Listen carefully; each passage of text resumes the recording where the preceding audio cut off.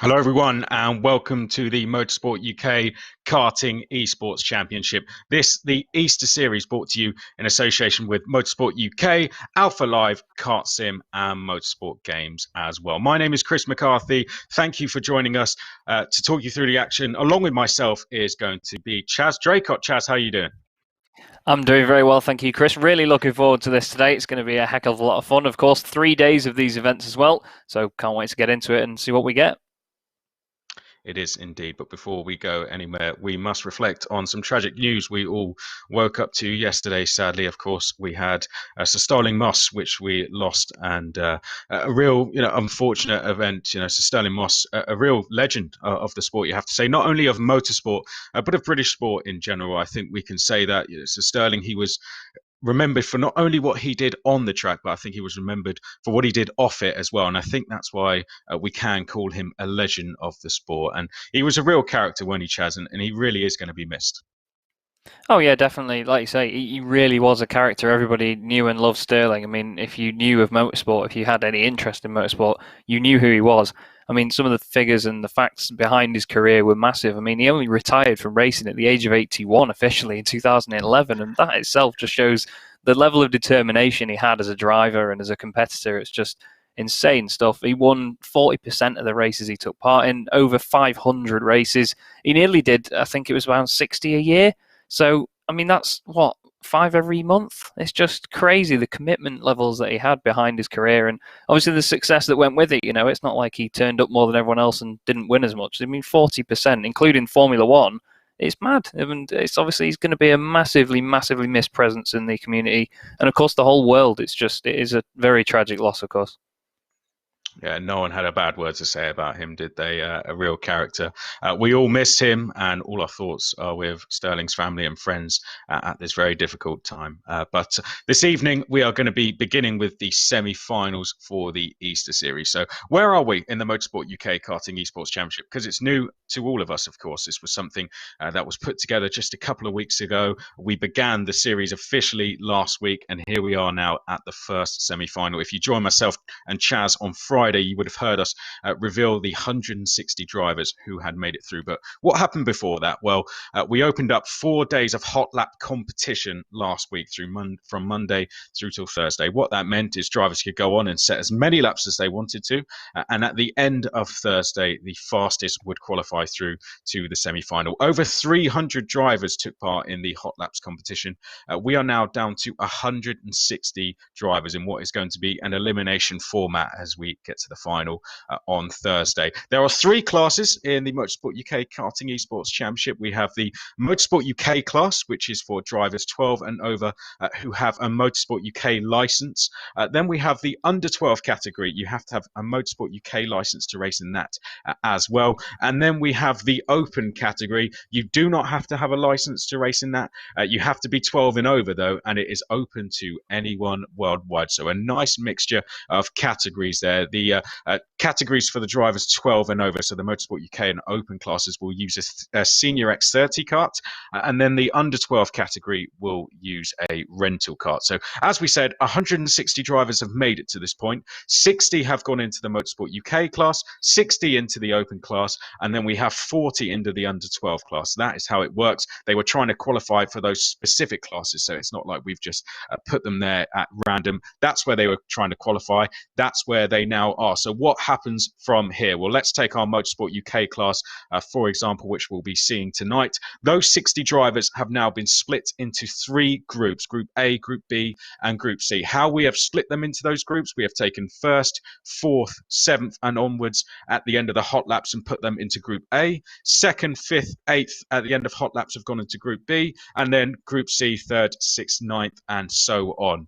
Now, those 3 groups are going to have a race each. So Group A will have a race, 20 drivers in that. The top 6 will qualify directly through to the final on Thursday. So 3 different groups will have a race each. The top 6 from each will go through into the final on Thursday. Then we will have 2 more wildcard places, which will go to the 2 non-qualifiers who set the fastest lap. So it isn't all over until it is over. Even if you are out of the top 6, you still have a chance to qualify as long as you can try and set a fastest lap. So if you're off at turn 1, don't give up because you still have a chance. That's how the Motorsport UK and Open classes will work. The under 12 category is going to work a little bit differently. We only have 2 groups for that, Group A and Group B. The odd drivers have gone into Group A, so first, third, fifth, and so on, and then the evens into Group B. So the drivers who are second, fourth, sixth after hot laps. They are going to have a race each. The top 9 from each will go through directly,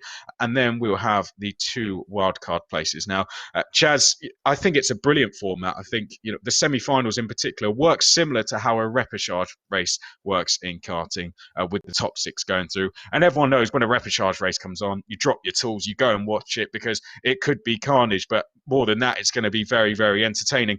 From your background in esports, how have you found this elimination format? How does it compare to some of the other championships you've commentated on? It puts a lot of pressure on drivers. That's the underlying fact behind it all, really. You get a lot of drivers that if you put them in, say, like an endurance race or even in a normal sprint race series where you say like have an hour or even half-hour races, there's not as much pressure for them. But when it's a knockout and you have to get to the next stage, you don't get the pleasure of being able to just think, oh, this round's not gone my way, I'll just try and get some points back in the next one. This is literally, you get one chance to get the job done. And like you say, with the guys that aren't trying to, well, the ones that are trying to get the fastest lap, if they get knocked off at turn 1 or even further down the order for whatever other reason, they may need to focus on that. And you've really got to have your mind switched on because anything can change very quickly in these sorts of events. Of course, it's the black and white sort of decision of whether you're going through or not, I suppose. So you really have to be switched on. Make sure that you play it safe, but at the same time, you want to be aggressive. So we're going to see a lot of different strategies out there tonight. Send it is going to be the main one, I'm pretty sure, from a lot of these lot. But of course, that's just going to make it ever more entertaining for us lot. Yeah, that's going to be it. Once we get to the final, of course, that will be on Thursday. We'll have the semi-finals for the Opens tomorrow. But tonight, we're going to have the Motorsport UK class and the Under 12 class. We're going to start with the Under 12 class, and they're going to be in rental karts.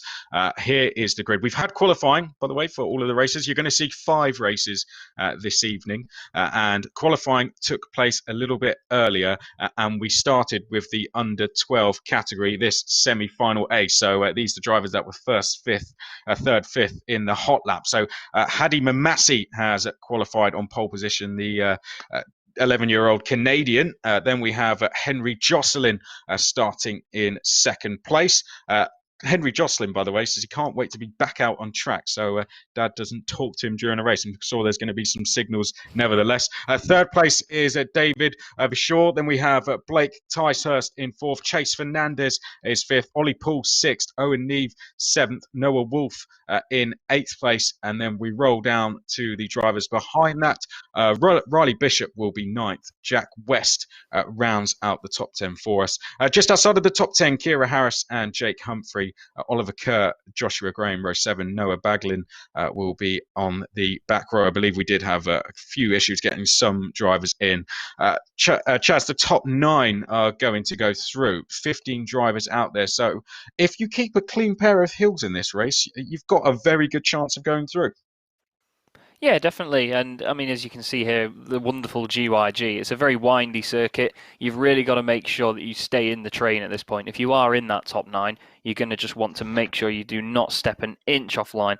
And, you've got so many opportunities to get it wrong around here. That's the only thing they've got to focus on. But like you say, the majority of the field going through, so the guys at the back will really want to make sure they get those fast laps in that we've mentioned before. So it's really going to be something where they have to concentrate constantly, no matter where they are in the field, I believe. Well, hopefully, let's get up the grid once again, shall we? Because we have got a few minutes, so it'd be nice to talk about the drivers in and perhaps a little bit more detail. So let's go through them with a little bit more information, shall we? So we got Hadi Mamasi, as we said, the 11-year-old from Cheltenham, Canadian, was the Winter Series champion at Shennington this year. So just coming off the back of winning a championship at Shennington as well, which is a very competitive circuit, always good entries there. Henry Jocelyn alongside, 10 years old from Abingdon. Vice TBKC Autumn Cup champion last year, won vice champion as well, in the TBKC Winter Cup. What Henry's saying there, I mean, Dad's mechanics always will give signals over the fence to the drivers. That doesn't seem to have stopped, Chaz. That seems to have got worse now. Henry's at home with his dad actually talking to him. So I find it funny that Henry actually just can't wait to be out on track because of that reason. Oh yeah, well that's the thing. I mean, when you're in your sim at home, the wife or your dad or whoever else, they can all come up and pester you and tell you to do whatever, or there's no escape. You're not moving anywhere physically, so well, unless you've got a motion rig. But a lot of people don't really have any escape at this point with that. But that's how sim racing works for a lot of us. It is an escape from, well, not just home life, of course. We don't all want to get away from it. That's what I'm trying to say. But it's our way of going racing without actually going racing. You don't really spend any money on repairing the vehicle. If you put it in a wall, you can push it to the limit and test yourself a bit more. And of course, you can have fun with it. And that's the main thing: is that sim racing is there for you to enjoy and have fun doing what you love. And I'm really hoping that we see a lot of that from everybody tonight. You're going to like this one. Of course, we've got David Vishor there, the Polish driver, third. But fourth, right? Blake Ticehurst, right? Listen to this. Won 2 heats and took pole at his last race at Shennington before Dad chose the wrong tyres in the final, leaving him 5th. So there we go. Dad, what was he doing? Oh, no. What was he thinking there? Wrong tyres. Absolutely stole a win from Blake. But Blake, that can't happen here. Your dad can't mess up the tyre choice here. So let's see if Blake can get some redemption here in this one. Then we have Chase Fernandez there on row number 3. Multiple kickboxing world champion, Chaz. How about that? Well, I'm hoping that he's not going to get in a fight with anyone tonight over anything that happens out on track. If not, then the other person's probably not going to come out as the winner in that. But thankfully, we don't have that in sim racing. But if you ever were on a chat with Chase Fernandez, then you wanted to you'd make sure that you didn't want to go in the back of him or take him off the track, for example, because that might end quite badly for you. But of course, it's these fun little facts. We've actually sent out a couple of forms to all the drivers over just the last 2 days even. I mean, the response that we've had from it's been fantastic. We've got so much info. I've got loads on this screen to me right that if you didn't know what you were looking at, you couldn't fathom it, honestly. And, it's the sort of attitude that a lot of them have got, that it is an enjoyable event. And, of course, this is a great community thing that we're doing at the moment. And it's fantastic to have everyone together in one event as such, even though it's spread over a few days, because there's that many entrants and there's that many bits of info that I've got. It's just great to see. And I really, really do love it and hope they enjoy it. I mean, I have to say, I was pleasantly surprised, actually, because, for example, when I went and did the Miami International Final in Le Mans, I think there was over 400 drivers. I think I had 10 commentary forms come back. Some weren't even written in English. So, some of them half of them were no good to me anyway. But it was great. I think isolation has helped with that, definitely. But thanks to the 116, I think, drivers we had when I last checked who sent your forms in. So we'll definitely check in on those as we go throughout the race. But Chaz, what are you expecting from this Karting Esports? It's a bit new to everyone. What are you expecting? I don't want to say carnage, but I'm going to say carnage. A lot of these will be very confident. We're in sim racing, as I said a minute ago, you don't have to worry about getting injured or damaging the car. These are going to be on it. They are going to be absolutely sending it everywhere. And, that's going to make it all the more exciting and give us more reasons to shout down our mics and get excited. So why not? I reckon it is going to be a bit carnage filled, though, but it is to be expected. So it's going to be good fun. And speaking of that phrase, do send in your comments, guys, to us. We'll try and read some out perhaps throughout the stream. Yeah, so please do. I might leave Chaz to that one, but get some comments sent in. We'll try and get those read out throughout the stream. Let us know who you're cheering for. Let us know if you've got any interesting stories or interesting facts about any drivers you see out there, and we'll get those read out as well. And don't forget to like, follow, subscribe to us as well, and a shout out to our sponsors for this as well, Fusion and Synergy, with their help for bringing us this stream. So we are going to have the carts now going virtually onto the track. It's going to be a standing start. They're in the rental carts, don't forget. And the top 9 go directly through to the final on Thursday. These drivers, this is their only chance to qualify. So if you don't finish in the top 9, you've got a very slim chance of going through, because if you don't have one of the fastest laps other than that, then it could be the end of the Easter series for you. So a top 9 will guarantee your place into the final on Thursday. Right, here we go. We're about to go racing, and away we go. Hadi Mavasi then is going to lead us in towards turn number 1. Oh, unfortunately, someone not getting away there, and a couple of drivers have stopped. I think Jack West is one of them. Chase Fernandez is definitely one of the others as well. So they're only going to be relying on fastest laps now to try and go through. But Hadi Mavasi and Henry Jocelyn appear to be working together out front at the moment. David Vishaw there is in 3rd place. Ollie Poole in 4th. Noah Wolf jumping up to 4th place now. The top 3 trying to get away, Chaz. Yeah, Ollie Poole just got together there, and they've got someone else dropping down the order. Oh, around second place. That was Henry Jocelyn. He's gone sideways, managed to collect it, but he gets back going again. That means Vishaw's gone into 2nd. Just behind them there, Noah Wolf here with Owen Neve right together. And I tell you what, it's really kicked off on the first lap already, but they've managed to recover it quite well, if I'm honest with you. We've got a real good chase here. Oh, there's a little bit of a bump and run there from Owen Neve, and now Noah Wolf's dropped, and Ollie Poole's right on his exhaust now. Yeah, I was going to say a little bit cheeky there from Owen Neve, but nevertheless gets into 3rd place. Don't forget, the top 9 go through, so they don't have to be as aggressive as this. Of course, they're racing drivers. They haven't raced for a while. They want to win. Yeah. So I guess you can't really blame them in a way for trying as best they can. But the top 9, and you're in to the final. If you finish 1st or 9th, it doesn't really make a difference, because there'll be a qualifying session on Thursday to decide the grid for the final. But down through the double left-hander we go. Mamasi and Vishaw doing a great job, just working together a little bit out front. I say that. Mamasi has got a bit of a lead now. It's about 1 second. Neve 3rd, Wolf 4th, Poole 5th, Jocelyn trying to recover in 6th, and it's Graham, Bishop in 8th place. Baglin is 9th place. Blake Ticehurst now goes into 9th, and we got Jake Humphrey there in 10th. Yeah, it's very, very close between these guys here. We're just looking at Henry Jocelyn at the moment. He's just on the back of Ollie Poole. Noah Wolf just ahead of him. And Jocelyn, of course, wants to recover from that little moment earlier. Of course, only lapped 3 out of 15 at the moment, which go on board there. You can see the brake lights in the back of the chassis there, doing a smashing job of definitely letting Jocelyn know Poole's intentions. Oh, I think Poole's taken way too much curve on the inside, manages to stay in front. But Jocelyn, he's going to be itching to try and get through now. Of course, Owen Neve was just at the head of this group, and it's started to spread out a little bit now. 15 laps overall to do, so plenty of time for Jocelyn to get the move done, but every moment and every opportunity that he doesn't take now means that Neve and Wolf are going to get further and further away. Yeah, Owen Neve gearing himself to race in the British Kart Championships this year. Fastest lap holder at Mercedes-Benz World as well. So pretty handy on a sim, it has to be. And that is definitely being shown with Owen Neve there in 3rd place, trying to chase down Vishaw at the moment. But this is our main battle on circuit. It is for 5th place between Ollie Poole and Henry Jocelyn. And it looks like Poole has just moved over to the left there to allow Jocelyn to go through. Sensible driving, I think, there. Jocelyn, of course, trying to recover. Ollie Poole races for Rob Smedley, just dropping in behind there, just trying to work together. I think, Chaz, definitely a sensible decision, particularly something you wouldn't see a lot in, say, the under-12 category, but a very good driving there just to limit any damage lost to losing a position. Yeah, of course, really mature head on him there from Ollie Poole. He just sees how aggressive Jocelyn's being, and he knows that Jocelyn's probably a bit quicker, but, you know, he's well inside the top 9. He's got a couple of karts behind him that will still qualify. Oh, there's a bit of a moment there for Noah Wolf just in front of Jocelyn. He's managed to gain the position there as Henry. He's now up into 4th, so a decent lap on his account, and he, of course, now can run after Owen Neve. But, like you say, Ollie Poole, really, really mature manoeuvre, and now he's got a big gap behind, so he's not got too much pressure, and of course it stops him getting caught up in an incident with Henry Jocelyn if he tries to send it. So, you know, he's still going to have the same result and go through no matter what at this point.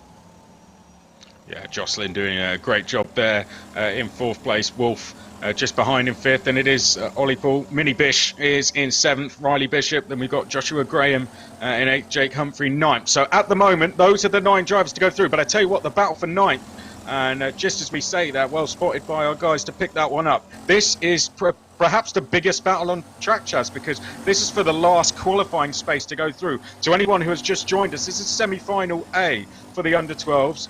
They are fighting for a space in the final on Thursday, and in order to get there, they have to finish in the top 9 positions. And Chaz, this is the last ticket through to the final at the moment. It's with Jake Humphrey, but Kira Harris and Oliver Kerr behind. And not only that, but Blake Ticehurst want to get involved and take that away from him. Yeah, it's going to get really, really heated here. Kira Harris now putting Jake under pressure. Go on board with Kira as they go round the very quick right-hander at the top of the circuit into the spoon. Long right-hander once again. And because it's so windy, there's not really many opportunities to try and line it up other than going into the spoon. I mean, through like corners such as Devil's Elbow, it's so, so close. And as you can see here, there's not really anywhere that you can try and outbrake anybody. The speed is so constant in these rental karts as well. But these guys as well, don't forget, they could go for the fastest lap while they're trying to chase down 9th place. So they could be getting both jobs done here. As the car around in front of them. Oh, no! Joshua Graham it is, it's gone around.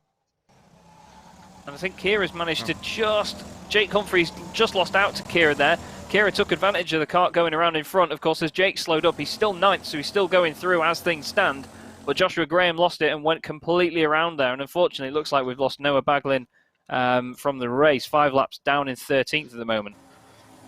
Yeah, I'm not too sure what happened there. I don't know if you quite picked that one up. I don't know if it was just a simple mistake or not, but nevertheless, Kira Harris won to take advantage into 8th place. Humphrey 9th. Kerr is now in 10th place, and then we have Joshua Graham in 11th place. So this is Oliver Kerr that we are watching at the moment. Joshua Graham, I think, very eager to get by. And I don't know if you spotted something there, Chaz. I think there was a little bit of contact going through as Oliver got slightly out of shape. Joshua really pressurising him, but I think that mistake from Joshua before was just a simple mistake on his own. Just maybe took too much curb, over-rotated the car, and that was it. It's quite easy to do. I mean, you can watch this and think, oh, they're not going that fast. I could probably have a go in one of these.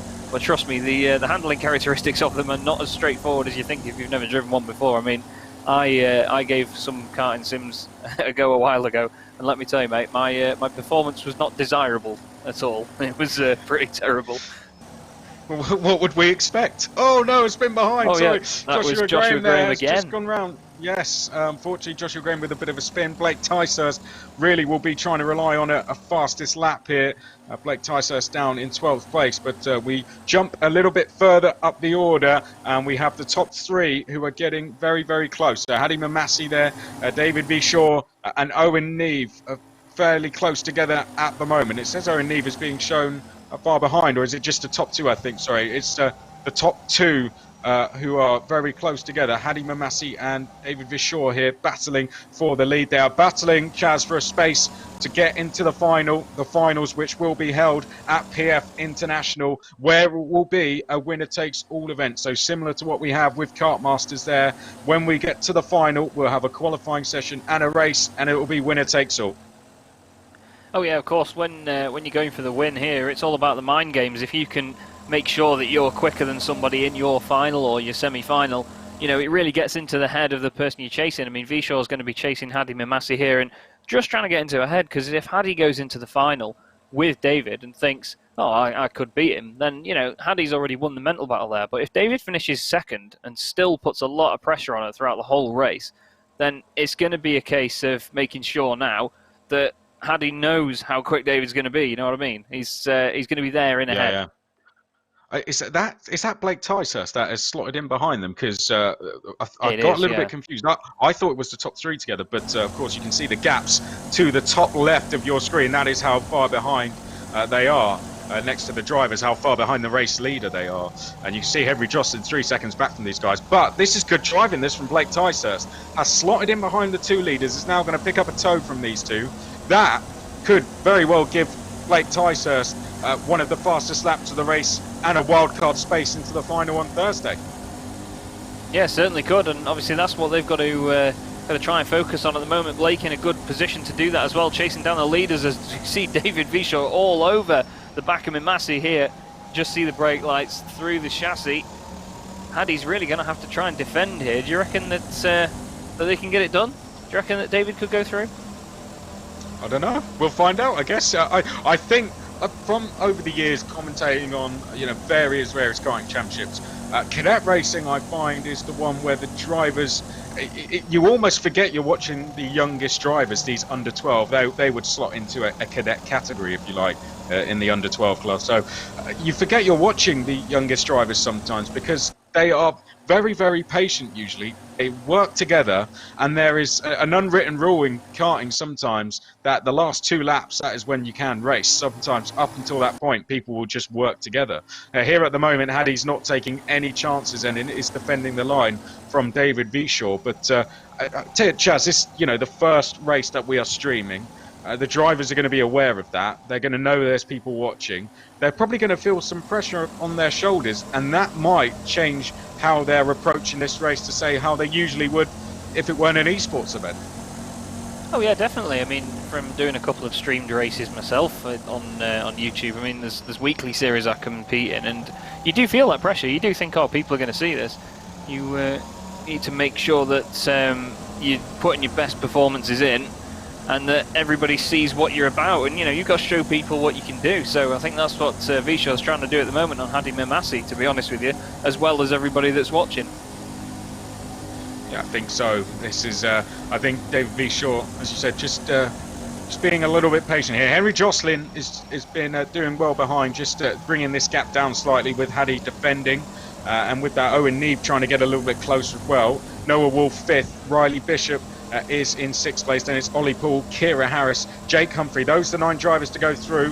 One to watch will be Oliver Kerr in 10th, to see if Oliver Kerr can close down Jake Humphrey in 9th place. But at the moment, we stick with our 2 leaders. Guys, this is the first race we're showing. So if you are tuning in, first of all, thanks for being here. Secondly, let us know what you're thinking of the Motorsport UK Karting Esports Championship, brought to you in association with Alpha Live, Motorsport Games and KartSim. This, the first day of 3 days where we will be streaming the Easter Series, 2 days of semi-finals, first before the finals on Thursday, and a good battle to get us off, Chaz. We are on the penultimate lap now, and we have David Vishaw right behind Hadi Mamasi, and no doubt when we get onto the final lap, David is going to give this a go.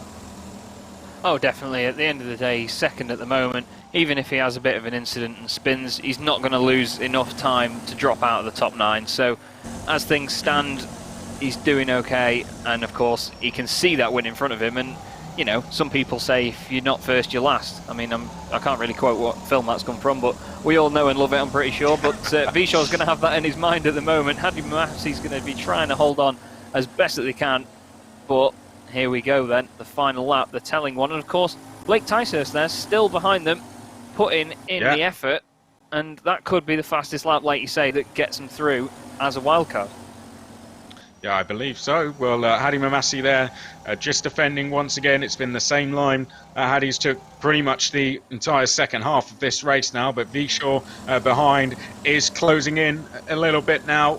Is he going to be able to give this a go, or is David going to be happy enough to settle with second place? To go into the final with a semi-final win will give you a lot of confidence, and Hadi at the moment will be the one to take that confidence into the final. David Vishaw will surely want to try and give this a go. One more corner to go. Are we going to see a lunge here from David? No, he's going to be sensible, settle for second. So the first semi-final goes to Hadi Mamasi. David Vishaw finishes in second. Henry Jocelyn will come across the line to finish in 3rd place. Owen Neve 4th. Noah Wolf will finish in 5th place. Riley Bishop, Mini Bish, will be in 6th place. Ollie Poole in 7th. Kira Harris in 8th place. And Jake Humphrey will take the last qualifying space. So those 9 drivers, we will see you in the finals on Thursday. As for the rest of them, well, Blake Ticehurst did set some very good laps. So potentially Blake Ticehurst could be one of the 2 wildcards that go through from being the setting the fastest lap. So there we go. Chaz, what did you make of that one? Mega race, great way to start us off tonight. That was very entertaining indeed. As we saw, plenty of different strategies going on. People just holding back, holding position, not getting into a fight. And of course, when Henry Jocelyn was coming back through, we saw, I think it was Mr. Poole, wasn't it, going out of the way and just playing it safe. He just thought, right, I'm going to be qualifying here. I don't need to worry. I don't want to get caught up in a fight. And he goes through. So, it's the little choices like that in a race that can make or break your evening.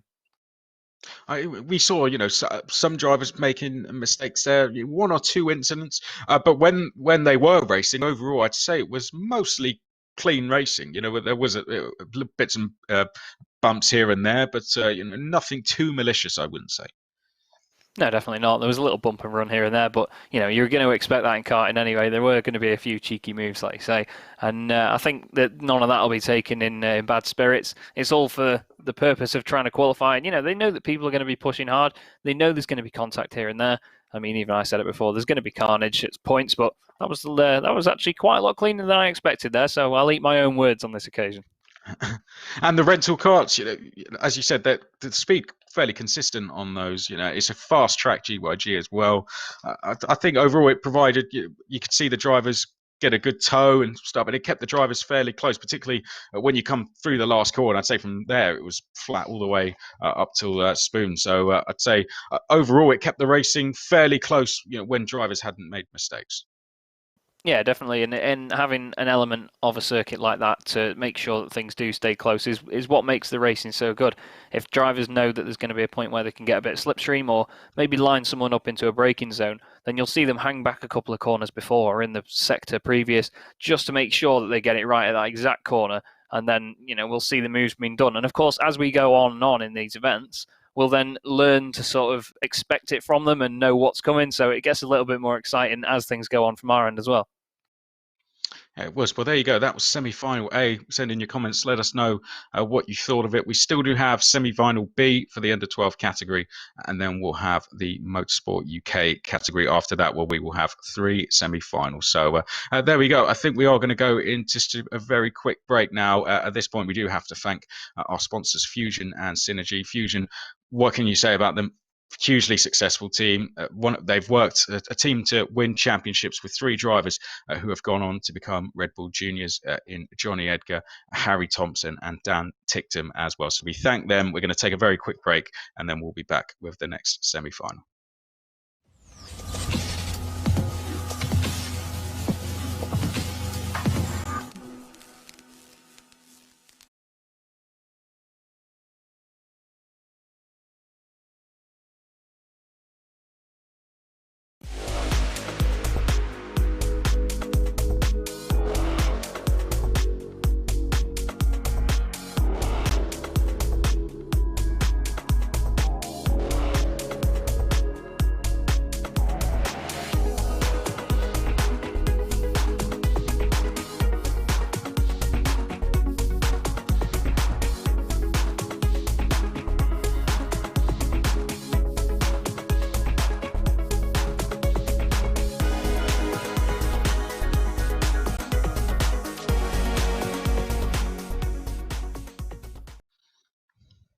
There you go. Thanks to Fusion and Synergy. Fusion, another record they hold, only team to win back-to-back European and World Championships in Junior X30. Chaz, a team that's worked with those drivers we mentioned who've gone on to become Red Bull juniors. They produce future talent.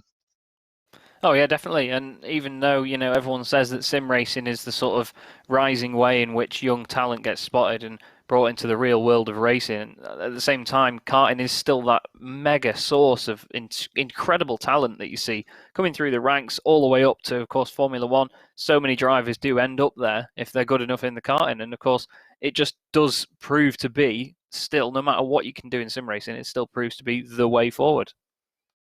It is indeed, and we can't wait to see it back racing when we are all away with all of this, and of course racing in general as well.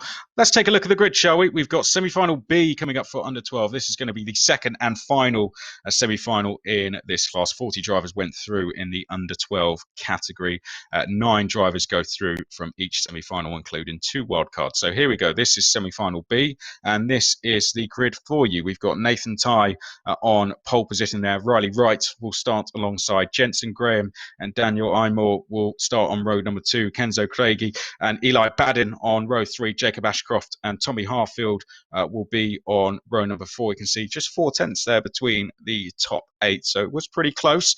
As we go then through to the next few rows of drivers, just rounding out the top 10, we have William Murphy and Benjamin Bartlett, Zachary Eli and Archie Heron on row 6, Max Horler and Ewan Thompson on row 7, Addison Smith and Oliver Harrison on row 8. So there we go, Chaz. Fairly close in qualifying, particularly at the top there. And any thoughts on this one? Any ones you think that could be the ones to watch?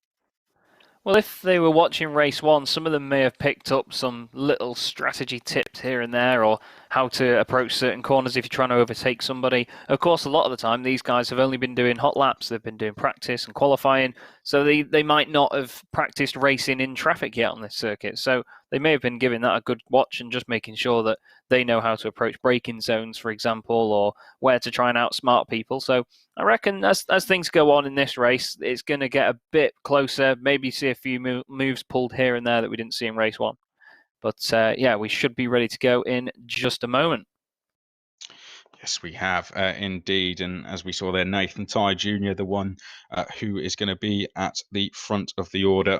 He was awarded TVKC Miami Cadet Driver of the Year in 2019, and he is going to be starting at the front of the grid, the 11-year-old from Sheffield. Right, 9 more drivers will go through from this race. Let's see who is going to join the 9 drivers who have already qualified through from semi-final A. They are now gridded up. We are in the rental karts. This is the under 12 semi-final B, and we are getting ready to go racing for 15 laps around GYG. Here we go, and the lights go out, and Nathan Ty then getting a little bit of a slow start there, and Riley Wright is going to take the lead straight away as we go through turn number 1. I think Nathan Ty may have just taken it back again as they now make their way out of turn 1 and down the straight. It is all line astern, a lot closer than what we had in semi-final A. A cleaner start here. Oh, I spoke too soon. There we go. Third place going round. Unfortunately, 1 or 2 drivers being collected in that, and it's all gone off.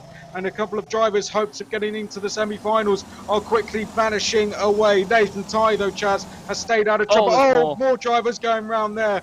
Well, we thought it was going to be a very close first lap, but that has just changed dramatically. Oh, there was huge contact there. I think it was Jensen Graham that was in 3rd position, and he just got turned around going into the spoon. A couple of other ones getting involved there. Oliver Harrison, Addison Smith, Tommy Harfield, Ewan Thompson, and Zachary Ellery. Those are at least 5 of them. Daniel Amore's a bit further down as well. But Riley Wright here has not lost Nathan Ty at all. About 2.5 tenths of a second between them. And then quite a gap back now to Jacob Ashcroft. Of course, he was just behind where that incident happened. I think it was him and Jensen Graham that made the contact. So hopefully he can regain his time back up to the leaders. But real shame for Jensen Graham. We're looking at William Murphy here in 5th place. He's chasing down Eli Baden at the moment. And Eli started around 6th, I think, on the grid. So a couple of places gained for him at the moment, and he won't be too shy at holding on to that, I suppose. But as you look down then, Kenzo Craigie is now in the prime position in 9th place. Dale Tucson not too far back behind. There's a bit of contact actually behind there. I think that was Archie Heron and Max Haller just going together. It's very close. Oh, there's contact there in the middle of the shot. There's 3 wide going into the next right-hander just as they come out of the Devil's Elbow. And that was actually Archie Heron getting knocked around as a kart into the pit lane as well. Not quite sure what's happened there to cause them to come in, but Kenzo Craigie here all over the back of Jensen Graham now, who's actually managed to get back up to 6th there, Chris. Was that Max Haller who went into the pits? I'm not too sure, but perhaps trying to just go for a lap time instead of trying to get into the top 9. But here we go back to 7th place. I think we're looking at now. This is Kenzo Craigie, who is in chase of Jensen Graham at the moment. So a very hectic start to the race, wasn't it? Our 2 leaders are away and clear at the moment in Nathan Ty and Riley Wright. Jacob Ashcroft in 3rd place. A fairly lonely place at the moment, but Eli Baden not too far behind. Then it is William Murphy who's in chase of Eli in 5th place. Jensen Graham is then in 6th place. Kenzo Craigie, who we are following on stream at the moment, is 7th. Archie Heron is in 8th place, and then Daniel Amor is in 9th at the moment. And the good news for Daniel Amor is he has a gap of around 4 seconds back to the drivers from 10th onwards, from Dale Tucson and Zachary Ely in 11th place. So Daniel Amor will be happy with that, has a cushion and can now just focus on keeping it on the tarmac, Chaz, and then should go through. It looks like we've got a bit of a battle between 14th and 15th actually. Ewan Thompson and Ben Bartlett keep changing positions on the timing screen on the left, and I think they were just coming together going round to Spoon. Obviously down the straight they were very close together, but like you say, Daniel Amor here just on the back of Archie Heron He's probably two of the closest guys on track, and he goes down the inside. There's contact. Oh, and he gets turned the opposite way. Oh, he went for the move, and, well, Archie still turned into the corner, and that little bit of contact is all it took, and Daniel's gone off the circuit. Still holds on to his 9th place, though, very importantly, but now that gap back to Zachary Eli behind has gone down considerably. And, of course, he's going to have to really try and cling on to that place. Of course, it's a bit of a lonely race for him now, so fingers crossed he can just focus on his own lap times. As just behind them, here's Tommy Harfield, who is chasing down Zachary Eli. Just behind them as well, Max Horler and Dale Toussaint right together again as well. So plenty of battles all the way down the order as well. It's not just the guys up front that are going to be getting involved. Everybody all the way up and down the field is really going for it. Put the curse on another driver there, Daniel Amor, just as I said, should be going through with a gap behind. Daniel Amor gets involved in an incident, but nevertheless, still just over 2 seconds over Zachary Ely. But Zachary Ely now has some hope. Oh no, Tommy Harfield, that move was never really going to work, was it? Zachary Ely, it was ahead. Zachary Ely turned round. Tommy Harfield into 10th, and that's a shame for Ely there, who was trying to complete the chase to Daniel Amor. That's going to be good news for Amor. But here we go a little bit further up the field. This is 2nd place, Riley Wright. We are approaching half race distance at the moment.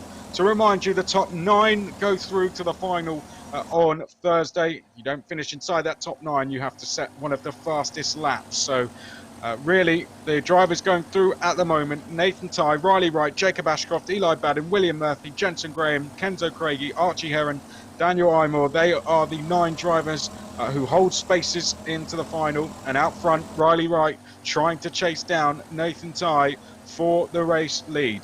Fairly stable between our top 9, isn't it? No real battles going on at the moment. They all seem to have found their own bit of space for now, Chaz.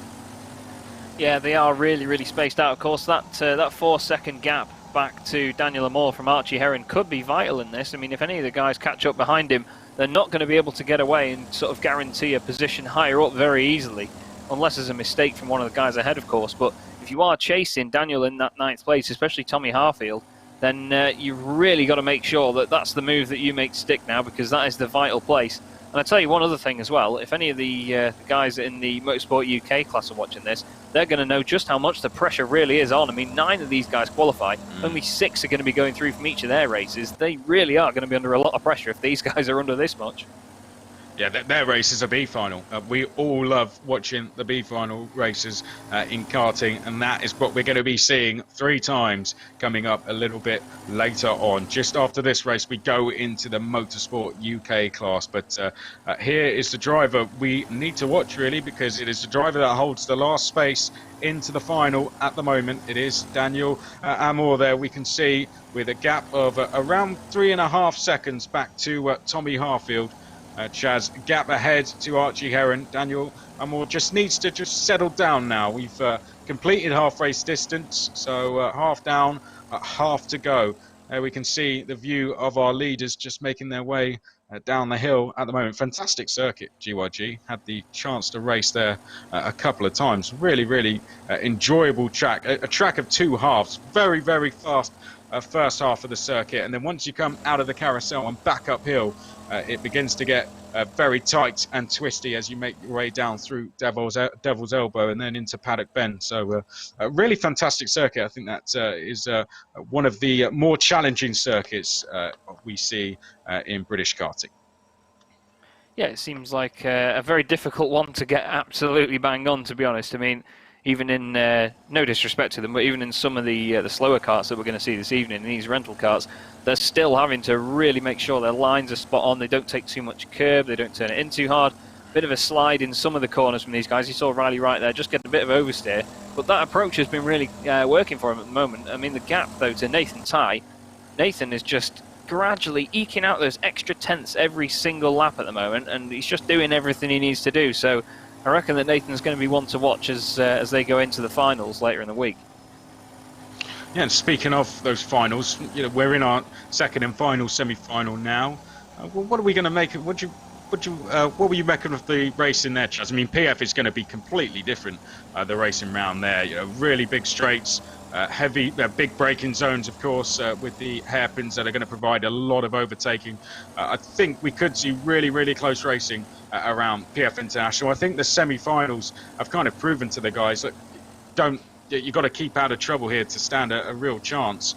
And I think when it comes to the finals, Chaz, I think the racing could be a little bit different. I think with the semi-finals, the pressure's on. You've got to be in the top 9 to qualify. But when it's the finals, you've got to win. So you've got to almost use your head a little bit more. You've got to try and work with other drivers to keep yourself in the fight. Taking risks could heavily backfire and lose you your chance of winning the final. So I think the approach in the final is going to be a lot different than what we've seen tonight. Yeah, definitely. I mean, like you say, there's pressure here, but there's even more in the finals. Just a little note as well, Nathan Tye actually lost quite a bit of time behind one of the back markers a moment ago, and look at this now. Riley Wright is within half a second. Nathan Tye is not having any luck with these back markers and lap traffic, so Riley Wright has been brought right back into this again, although it doesn't look like he's going to be too aggressive yet. He's just going to wait for the right opportunity, but he's really keeping his pace up, of course. Now Nathan Tye is going to be in a bit of a negative mindset, thinking, oh no, he's coming up behind me now, I've got to really crack on with this. Of course, you don't get mirrors in these karts, so he can't see where he is. Not sure whether he's got the mirror turned on in R Factor or not, but we'll have to have a look. As he's chasing down the straight now, though, Riley Wright, he's going to be just trying to put the pressure on, like we saw before when Harvey Massey was getting chased. There's just nothing to lose now for Riley Wright. You know, he's not going to lose enough time to drop out the top 9, and he may as well just go for the win if he's going to try it. Yeah, might as well give it a go. It's a good time to just keep practicing, keep practicing that racing. You know, it's these guys, it's been a while, I'm sure, for some of them since they've been on the track for real. They've probably had plenty of practice on KartSim getting ready for this, but not in a competition as big as the Motorsport UK Karting Esports Championship. The racing is going to be a little bit more different to just standard esports race in midweek, say, but this is a little bit different. Pressure's on. All the drivers out there are going to take it a lot more seriously than you would a normal sim race. So this is a good chance for Riley Wright just to practice racing with Nathan Tye here, just to see what it's like. It sounded like Riley Wright was almost backing off there, going up to the spoon. But yeah, I'd say this is a good chance to just feel for racing against Nathan Tye, see how it is. Yeah, definitely. And of course, you can size up your opponents for any races that you're going to go up against them in later down the line. So Riley Wright, of course, now dropped off a little bit. So Nathan Tye is almost doing the opposite here, where Riley Wright would want to close up behind him and show him, look at the pace I've got. This is what I'm going to bring to you no matter what we do if we're on track. But Nathan Tye is saying, I don't care about that. I'm just going to drive away from you here. And he's, like I said before, he's doing everything he needs to do. It must have been a bit of a scary moment, though, to see, of course, the gap go down so much with that lap traffic. But I reckon he's doing fine. Of course, let's not forget Jacob Ashcroft at the moment. He had a bit of a lonely race in third after the first lap debacle, but he's still on for a podium spot at the moment, and he's going to be very, very happy with that. And then Eli Baden, who we're looking at now, just behind him on the circuit. Quite close together, actually, these pair for that final podium spot. Of course, doesn't really count for that much in this, but they're still both going to go through if it finishes how it is. Yeah, you can see Eli Baden there just trying to close down Jacob Ashcroft at the moment. I think a great thing about this competition in general, Chaz, is these guys all race in different championships. Some of them race at national level, some of them only at club level, some perhaps even a little bit perhaps maybe just focus on sort of arrive and drive racing and just do the odd club race. And we've put them all together. We've put them in the exact same kart. So those drivers who are perhaps used to racing at the front in a national series, and those who are just starting out maybe in their first or second year of karting. Riley Wright is a more club level racer at the moment. I think he only started racing last year or something, but actually has races at Kimbolton, Shennington, with some regular top 10 finishes, but doesn't race at national level just yet. And now Riley Wright's got the chance to race against drivers who have got a bit of a pedigree at that national level and try and beat them. Yeah, of course, it's just about making sure that you take your pride with you, but we're just coming into the final corner now then, and Nathan Tye is going to take this one from Riley Wright. Riley really, really pushed him to the end, but it's a great win for Nathan Tye. Riley Wright second, Jacob Ashcroft is just going to hold off Eli Baden there. Jensen Graham is going to cross the line in 5th place. William Murphy made it back up to 6th in that one as well. Kenzo Craigie weaving across the line there in 7th. Archie Herring 8th. And Daniel Amor is going to be the 9th and final qualifier in that one. And it looks like, Chris, he did it quite comfortably as well there, with quite a gap behind to the next kart. Yeah, 2 seconds behind, 2 seconds ahead, sorry, and then about 6 seconds behind. So yeah, all good from Daniel Imor there, who has gone through in ninth place. So there, your 9 qualifiers. As for the drivers behind, if they had to set fastest laps to try and qualify through, 2 wildcard spaces up for grabs, and that will be to the 2 fastest drivers that didn't qualify. So we'll find out who those guys are shortly. But it flew by pretty quickly. I almost lost track with that one. It was the last corner almost caught me off guard there. So there you go. That's how switched on I am. Yeah, but brilliant race, wasn't it? It was good. Yeah, another good one there under our belts for tonight. And of course, like you say, they do just really fly by. I couldn't believe it. All of a sudden, I was just looking at the top of the screen and it said final lap. I was thinking, way up now. Better cut this one short. I was like, all right. Yeah. It's pretty crazy how they fly by, isn't it? It was fantastic racing. I hope you guys are enjoying it. Send your comments in. I believe we'll pull some of those up on screen shortly to see what you guys have been saying. Don't forget to like, follow, subscribe as well. That is the under 12 category done, Chaz. We've had our 2 semi-finals now.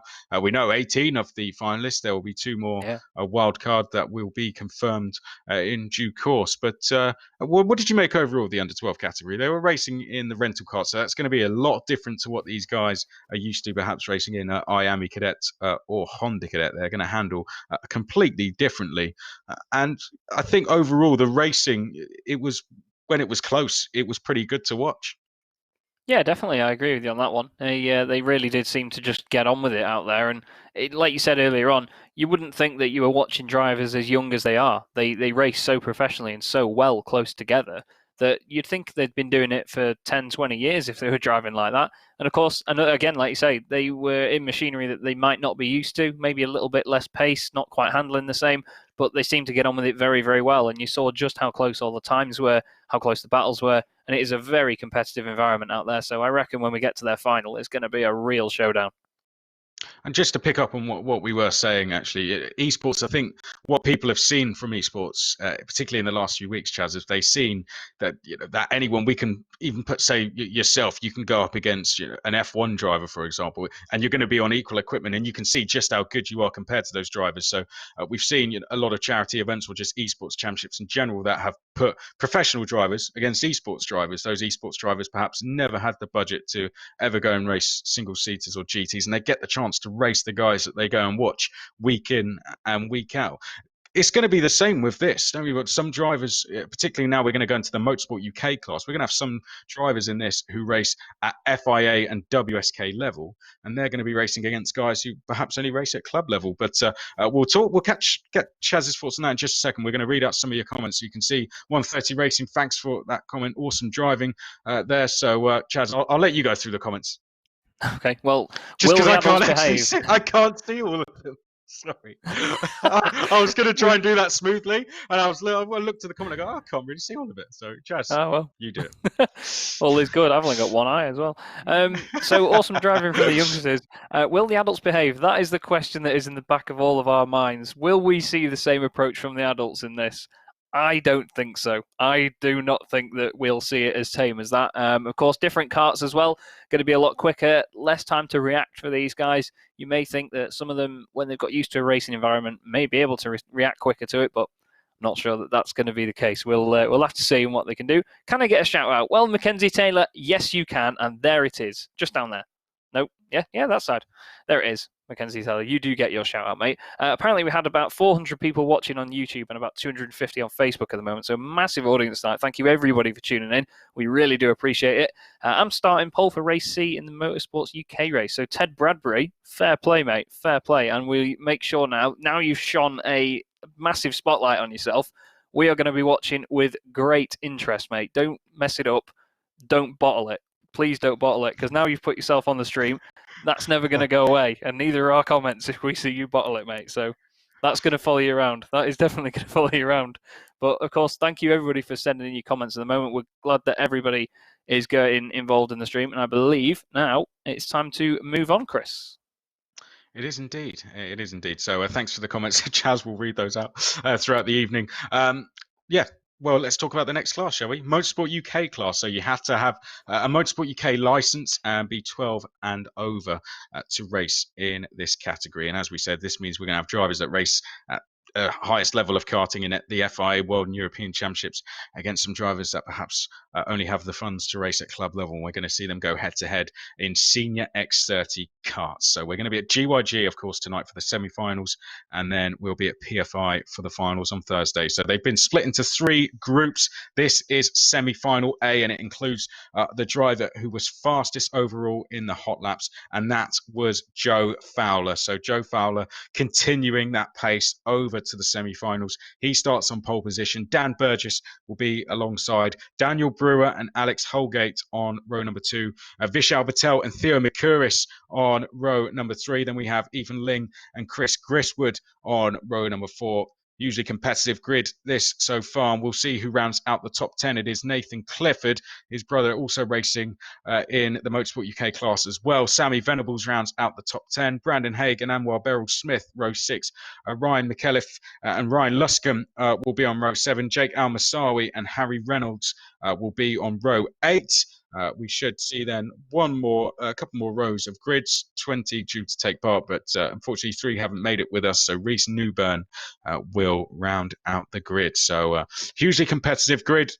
We've got a mixture of levels of karting involved in this, but all very talented drivers as they have proven to make it to this stage. And we're all going to see them going head-to-head in senior X30s. Chaz, this is going to be a lot different. We've just had the rental karts out with the under 12s. This is the 12 and overs, and we've got senior X30 karts. So it's going to be very, very fast and very fast-paced racing, I'm sure, as well. Oh, yeah, definitely. This is definitely going to be stepping it up a notch for the evening, and I hope that everybody's ready for this, because I don't know if I am, because I'm not really sure in terms of the pace difference whether that's going to be a good thing or a bad thing for the racing. But there's only one way to find out, I suppose, and that's to chuck them all on a track together and watch them hopefully not bounce off each other, but we'll have to see as they now take up the grid. And we'll see, thankfully as well for us, Chris, actually, we were talking about this before, some of the liveries are a little bit different on some of these karts in the X30s. Yes, I mean, yeah, we managed to get by in the with the rentals, but let's see how we get on with the senior X30s. Joe Fowler on pole position, the 2018 TChem Extreme British champion, hoping to add another title in the Easter Series to his books. He's going to lead us off the front of the grid, and oh no, he hasn't in fact got going. So Joe Fowler asleep at the start there, unfortunately. So now he's got it all to do. Someone's stuck on the grid, and I think we're going to do it again. So half the grid sadly didn't make it on. So I don't know if Joe Fowler wasn't actually paying attention there, but if he wasn't, then he's been thrown another lifeline, because we are going to go again. It's going to be a standing start. There you can see the drivers just getting gridded up now, and we will be ready to go. I think we may have a problem with Daniel Brewer. He hasn't joined us at the moment. He's supposed to be on the outside of row 1. There he is. He appears. So as quick as that, Daniel Brewer joins to the grid. We're now waiting for Chris Griswood to join us. And then we'll get going. But while we are, it seems like we are just having 1 or 2 delays. Let's talk about some of the drivers. So Joe Fowler, British champion in TChem Extreme. TChem Extreme, hugely competitive class. He is going to lead us from pole position. We've got champions from all round. We've got Theo Mikuris in there as well. He's the selected to represent Great Britain in the FIA Karting Academy Trophy this year. I know he was absolutely gutted now that it's all sort of been delayed, but Theo Mikuris has been selected by the Motorsport UK to go and represent us over there and try and become the second ever British champion, because there's only been one. That was Callum Bradshaw. He was the vice British champion in Mini X30 last year. We've got Sam Gornall in the grid as well. He races in the British Championships and Rotax Euro Trophy. Daniel Brewer, for example, you can see we've had British champions in Motorsport UK. We've got a driver that's going out to race in the FIA. Daniel Brewer races in Club 100. He's the lightweight sprint class 2 champion. Vishal Patel, who's starting 5th, he's a Saudi World Finals qualifier. So you can see, Chaz, various bits of experience there and levels of karting that are being represented here. Drivers who race world level and then at club level, and it's interesting now that we've got them all together on one grid and to see who's actually the fastest out of all of them. Oh yeah, definitely. Well, I was saying on Friday, you put them all in equal machinery. There's no sort of physical advantages or disadvantages to anybody, you know, when it comes to strength or weight, for example. It's going to be really, really close between all of them. And like you say, a lot of them would usually race in different series to one another. They may be at different levels of their career, for example, as well. So they may not have, I mean, we always have questions, say, like in Formula One, who's better, Hamilton or Senna? They raced in completely different eras. They raced against different people. We get that sort of element tonight where, you know, you could have some drivers. I mean, there's some drivers in their 30s tonight as well that are taking part later on. And then we've got, you know, drivers that are, say, 15, and they might not have raced in the same era as each other or in the same equipment, but now they are. And it's going to be fantastic for us to see and check how they measure up, I suppose. We got, of course, they're from 12 years old in this category. You've got a good friend of yours in this race, as well, haven't you? I believe I do. Yeah, where has he gone? You've forgotten him. List for a minute ago. Oh, it's Mr. Yes, Anwar. Anwar is in this one. Yes, I'm sorry. Sorry, Anwar. I didn't see him. He wasn't tall enough to make it onto the grid. So I told him I was going to crack a luck joke tonight. Good luck, Theo Vishal, Marcus Lucas, Alex Johnson Racing says as well. Thank you very much, mate. I'm sure they will carry your good wishes onto the circuit and hopefully get a good result. And Mackenzie Taylor, once again, I've got my popcorn ready. Well, I don't have any popcorn at the moment, unfortunately, mate. I look around as if I think there's going to be some, but hopefully someone will provide me with some by the end of tonight. I'll get on the phone to our producer in any ad breaks and make sure that he posts me some. But of course, he's not allowed to go within 2 meters of me. Don't forget. So you got to stick to that self-isolation. Sam Fowler is better than Joe. We've got controversy from MDT Photography. We've got fighting talk here. Sam Fowler is better than Joe. Well, whether they sort that out on track or not is up to them, I suppose. And we're going to go back into the session in just a moment and get everything good to go. Of course, quite an interesting start there, of course. Our leader not getting away there, Chris. Hopefully he doesn't do that again this time. Yeah, I'm not too sure what happened there. But speaking of brothers, of course, we have got the Clifford brothers both racing this class, Nathan and Connor Clifford. So we'll see how those guys get on. We can see Nathan Clifford is in this one. But Joe Fowler is going to be on pole position to the left of screen. Then we've got Dan Burgess as well. So here we go. We get ready to go racing. Brewer, Holgate, Patel, McCurris, Ling, Griswood, Clifford and Venables. That is the top 10 for you.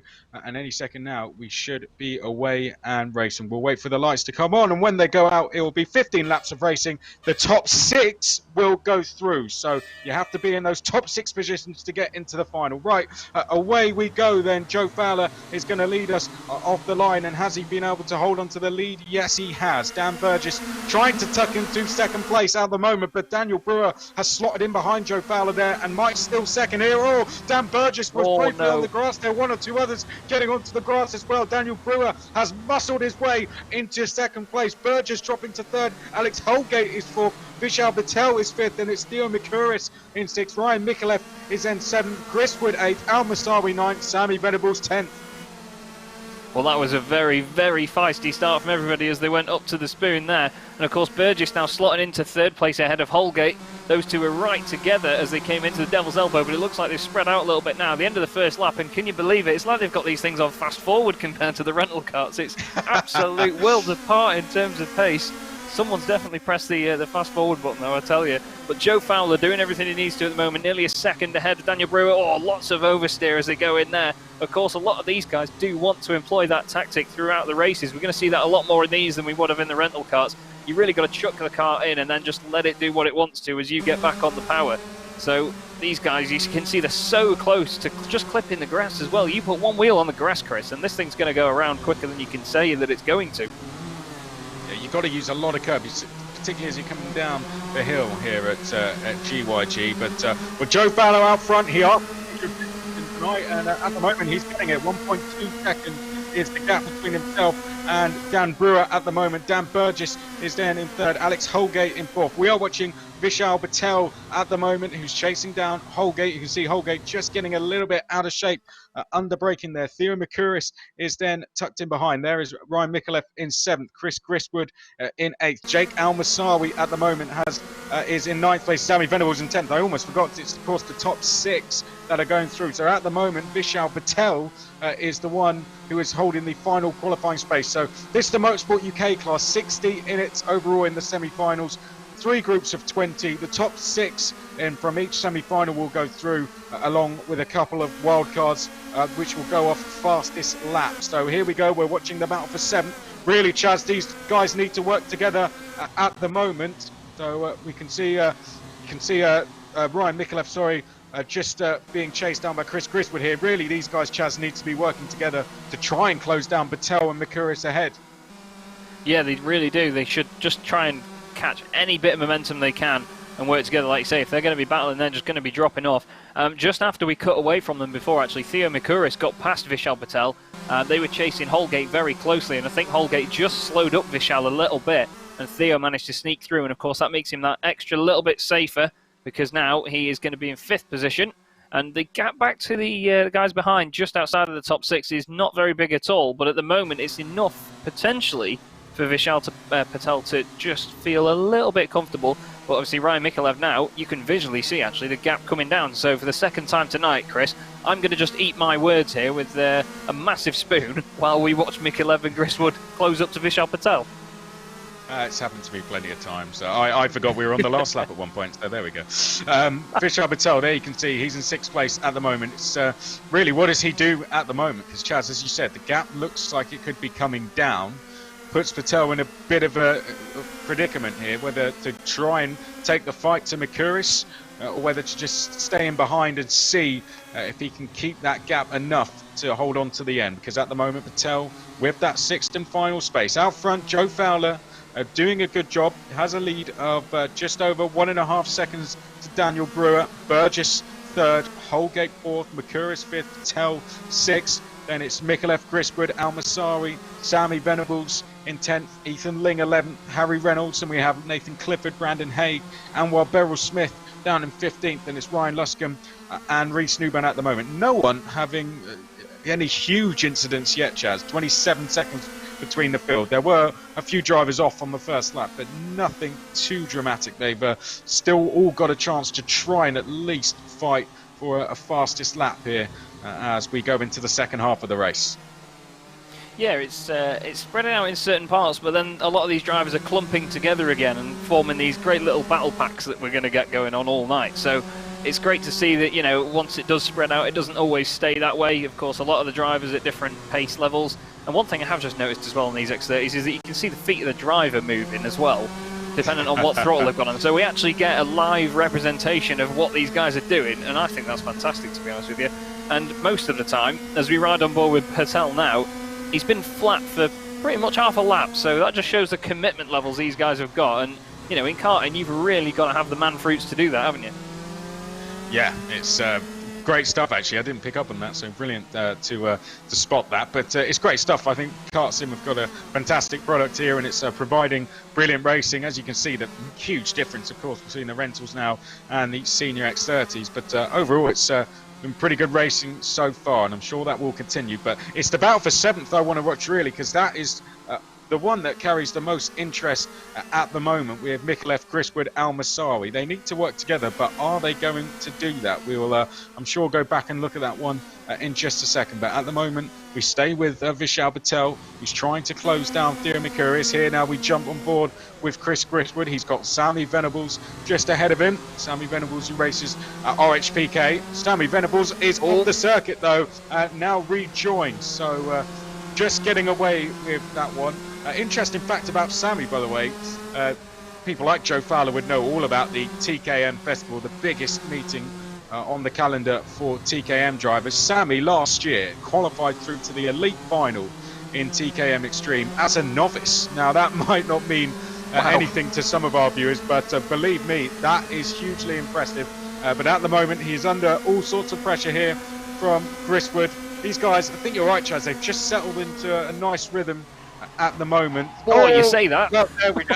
Oh, no. Commentators curse like lightning. I'm really sorry. I'm sorry, Chris. Let's talk about someone else, shall we? Jake Al-Masari. Here we go. He's in 8th place at the moment.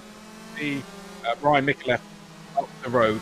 That 3-second gap to Vishal Patel, to me, it seems just a little bit too much because, as we've said, Chaz, the race is fly by. We're already in the final 5 laps. Yeah, they really, really do fly by, and of course, there it was like you leant into Chris Griswood's helmet there and just whispered the word "wolf" to him or something. He just completely went around into Spoon. But as I was saying before, that's what can make the difference. You just clip the grass a tiny bit, just go a little bit offline, and they can go around so quickly that you don't have the chance to save it. And that's part of why karting is so good, to sort of hone the skills and get you used to driving cars when you're a bit older. And well, not always when you're older, because some people get into it a bit later in life, don't they? But you know what I mean? It's just a great way to hone it, because your reaction times need to really be on it. Your inputs need to be so delicate yet so accurate.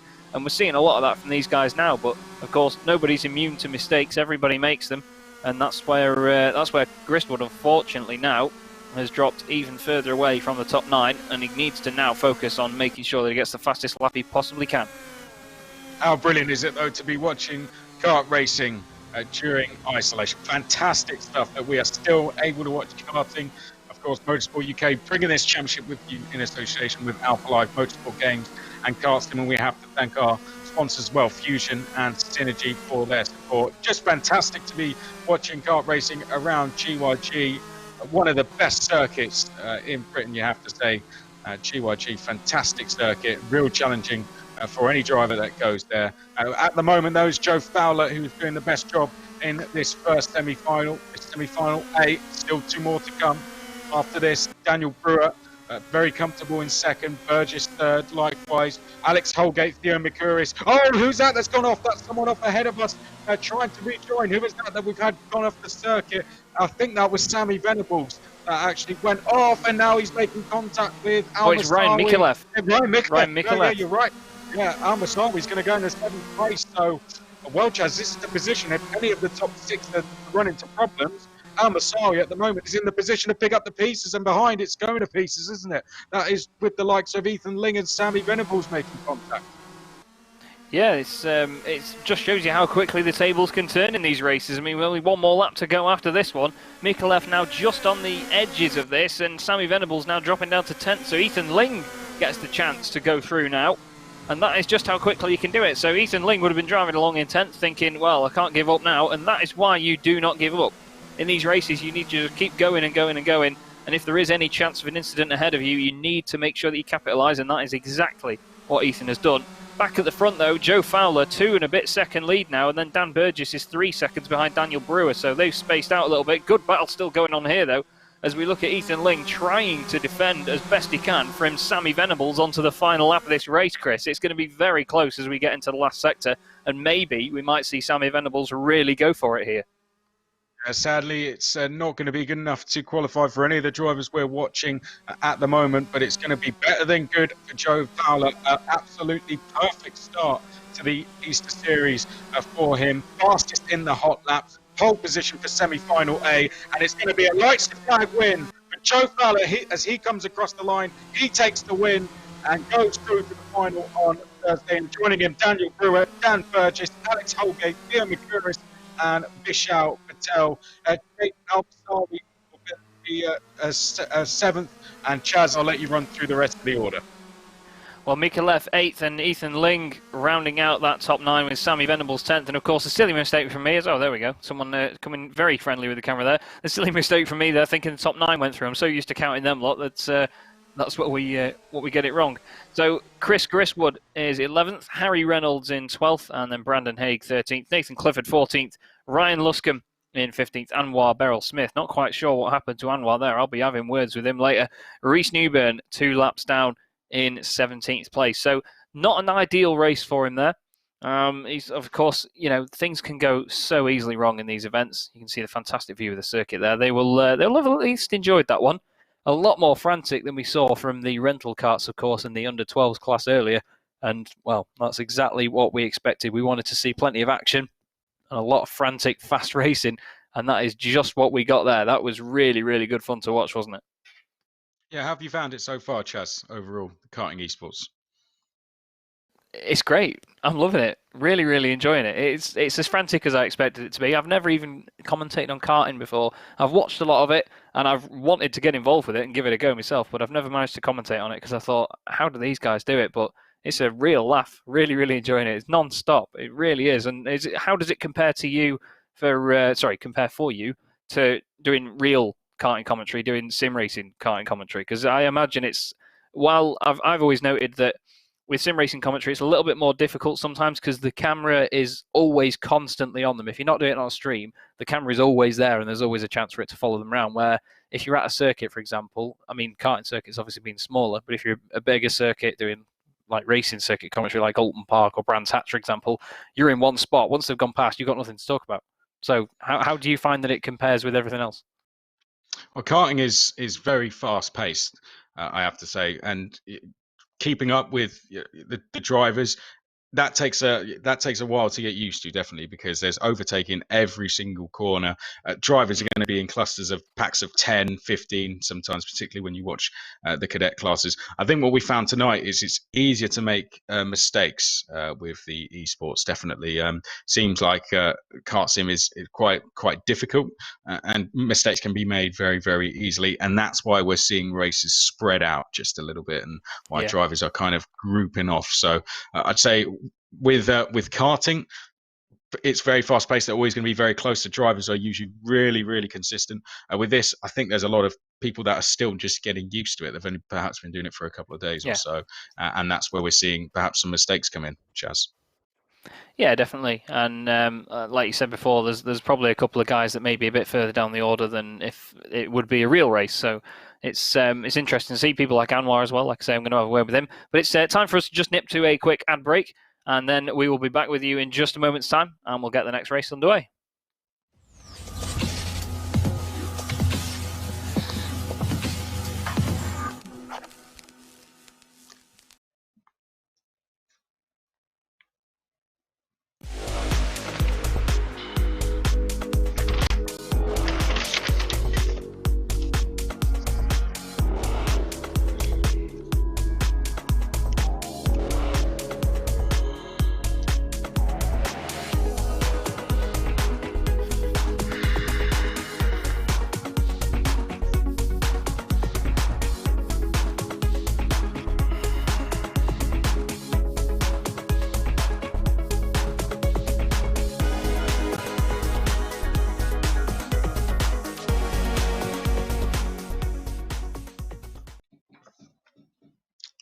Well, there we go. 2 more semi-finals to go. So 2 more races to come for you this evening in the Motorsport UK class. This is a class for license holders only, and they are 12 and over, all the drivers we're going to see. So semi-final A done, semi-final B and C coming up shortly. Top 6 go through from each race, and we're going to see grids of 20. So there we go. 1 down, 2 to go, Chaz.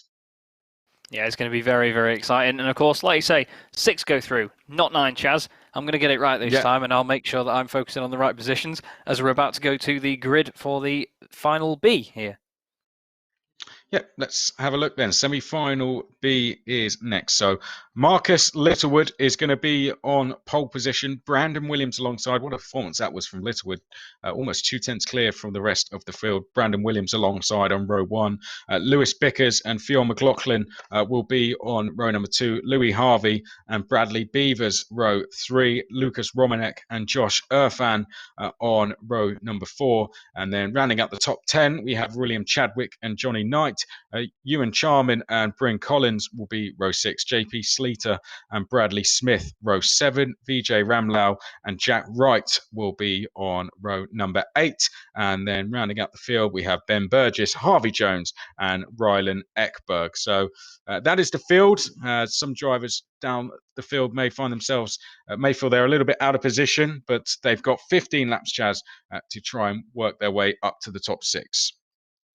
Yeah, they've got to really put the effort in early on. Of course, they may have to count on some incidents happening in the first few corners, which we saw in some of the previous races, but you know, you can get just as involved in those incidents while they're trying to avoid them. So they've got to really have their heads turned on here. Hopefully we'll see some good battling as we go to the grid then, the first of them just popping up at the moment. Fingers crossed, another decent start here. Maybe not so many incidents as we get around, but like we saw, these karts are so quick, Chris, that the reaction times have to really be on it, don't they, to make sure that they don't get cleaned up. They do indeed, and Littlewood and Williams will be your front row. Marcus Littlewood, a podium finisher at Kartmasters back in 2017. So he knows how to do these events in terms of one-off events, if you like. Winner takes all. Brandon Williams, sim champion as well. He's in karting, multiple arrive and drive champion as well. Brandon, really quick driver. So we've got two drivers there on the front row who race in different categories. Brandon focusing more on the arrive and drive classes. Marcus Littlewood is a junior X30 racer now, and we're going to see them go head to head at the front. But they're not going to be alone, of course. We've got Lewis Bickers in there behind as well. He is a senior X30 racer. Just on the inside of row 3, we've got Louis Harvey, who was third in the junior TKM class in the British Kart Championships last year, and he is part of the Motorsport UK Academy as well, whereas Motorsport UK picks some up-and-coming drivers, bring them into the academy, and work with them to try and be better athletes all round. So a good mixture of talent there. And that's only the first 3 rows. That's only 4 drivers we read out there. It's scary, isn't it, how close it's going to be because of how many different bits of experience they've all got. And that's what makes it very, very interesting, because some of them may have had a lot more of their experience in different machinery. Of course, when it's physical machinery as well, you don't get the same feeling underneath you as you do in the karts when you're in a sim, for example. Some of them, you don't get any. It depends, obviously, what equipment you have. Some drivers have advantages like that where they've got it set up properly. Others, as you said, they've only been doing this a few days, so they've really had to visually get used to the cues that they've got to pick up to make sure that they know what the kart's doing, how it's behaving. My reaction then was just to the fact that we've had to do another restart. They've just had a bit of an issue with the grid. So I was going to say, I said something then. You're like, whoa. So, yeah. It's we do have to just wait for them to reset the grid back up. We just had the message come through a second ago. But yeah, I'm really looking forward to this. The last one, especially seeing as it's only 15 laps and we had the same amount of laps with the rental karts. The first race, for these lot just flew by. Like 15 laps was just gone. So I'm really hoping that these guys can get the moves they need done. And just, I don't know how they fit all this racing in such a short time. So much seems to go on. And then in a blink of an eye, it's done. It's mad. It's very fast-paced.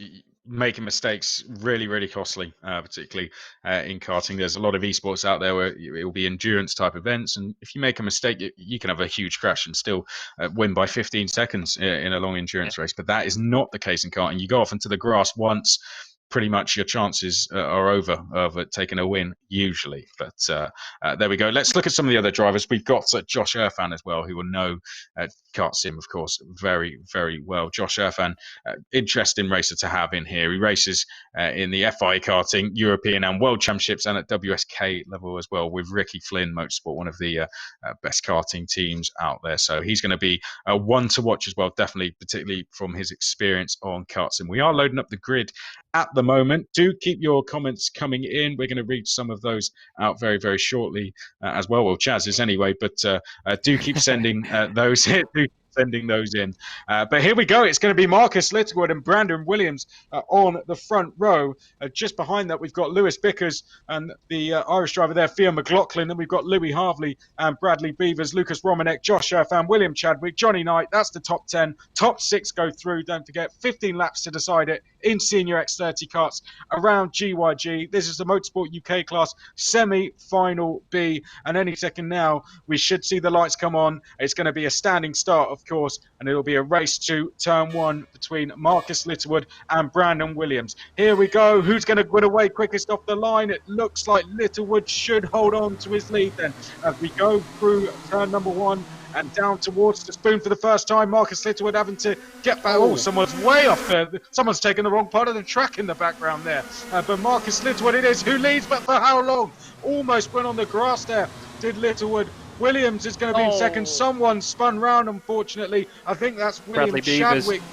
Bradley Beavers, good spot. Yeah, Bradley Beavers, unfortunately, has gone round. Someone who's going to be racing in Fiesta Juniors this year. This Littlewood from Williams, Bickers, Harvey, McLaughlin, Irfan, Knight, Romanek, who we're watching at the moment. And that means that's Knight, I think, who spun. And Johnny Knight, unfortunately, I think, going round there. All going off on this first lap, Chaz.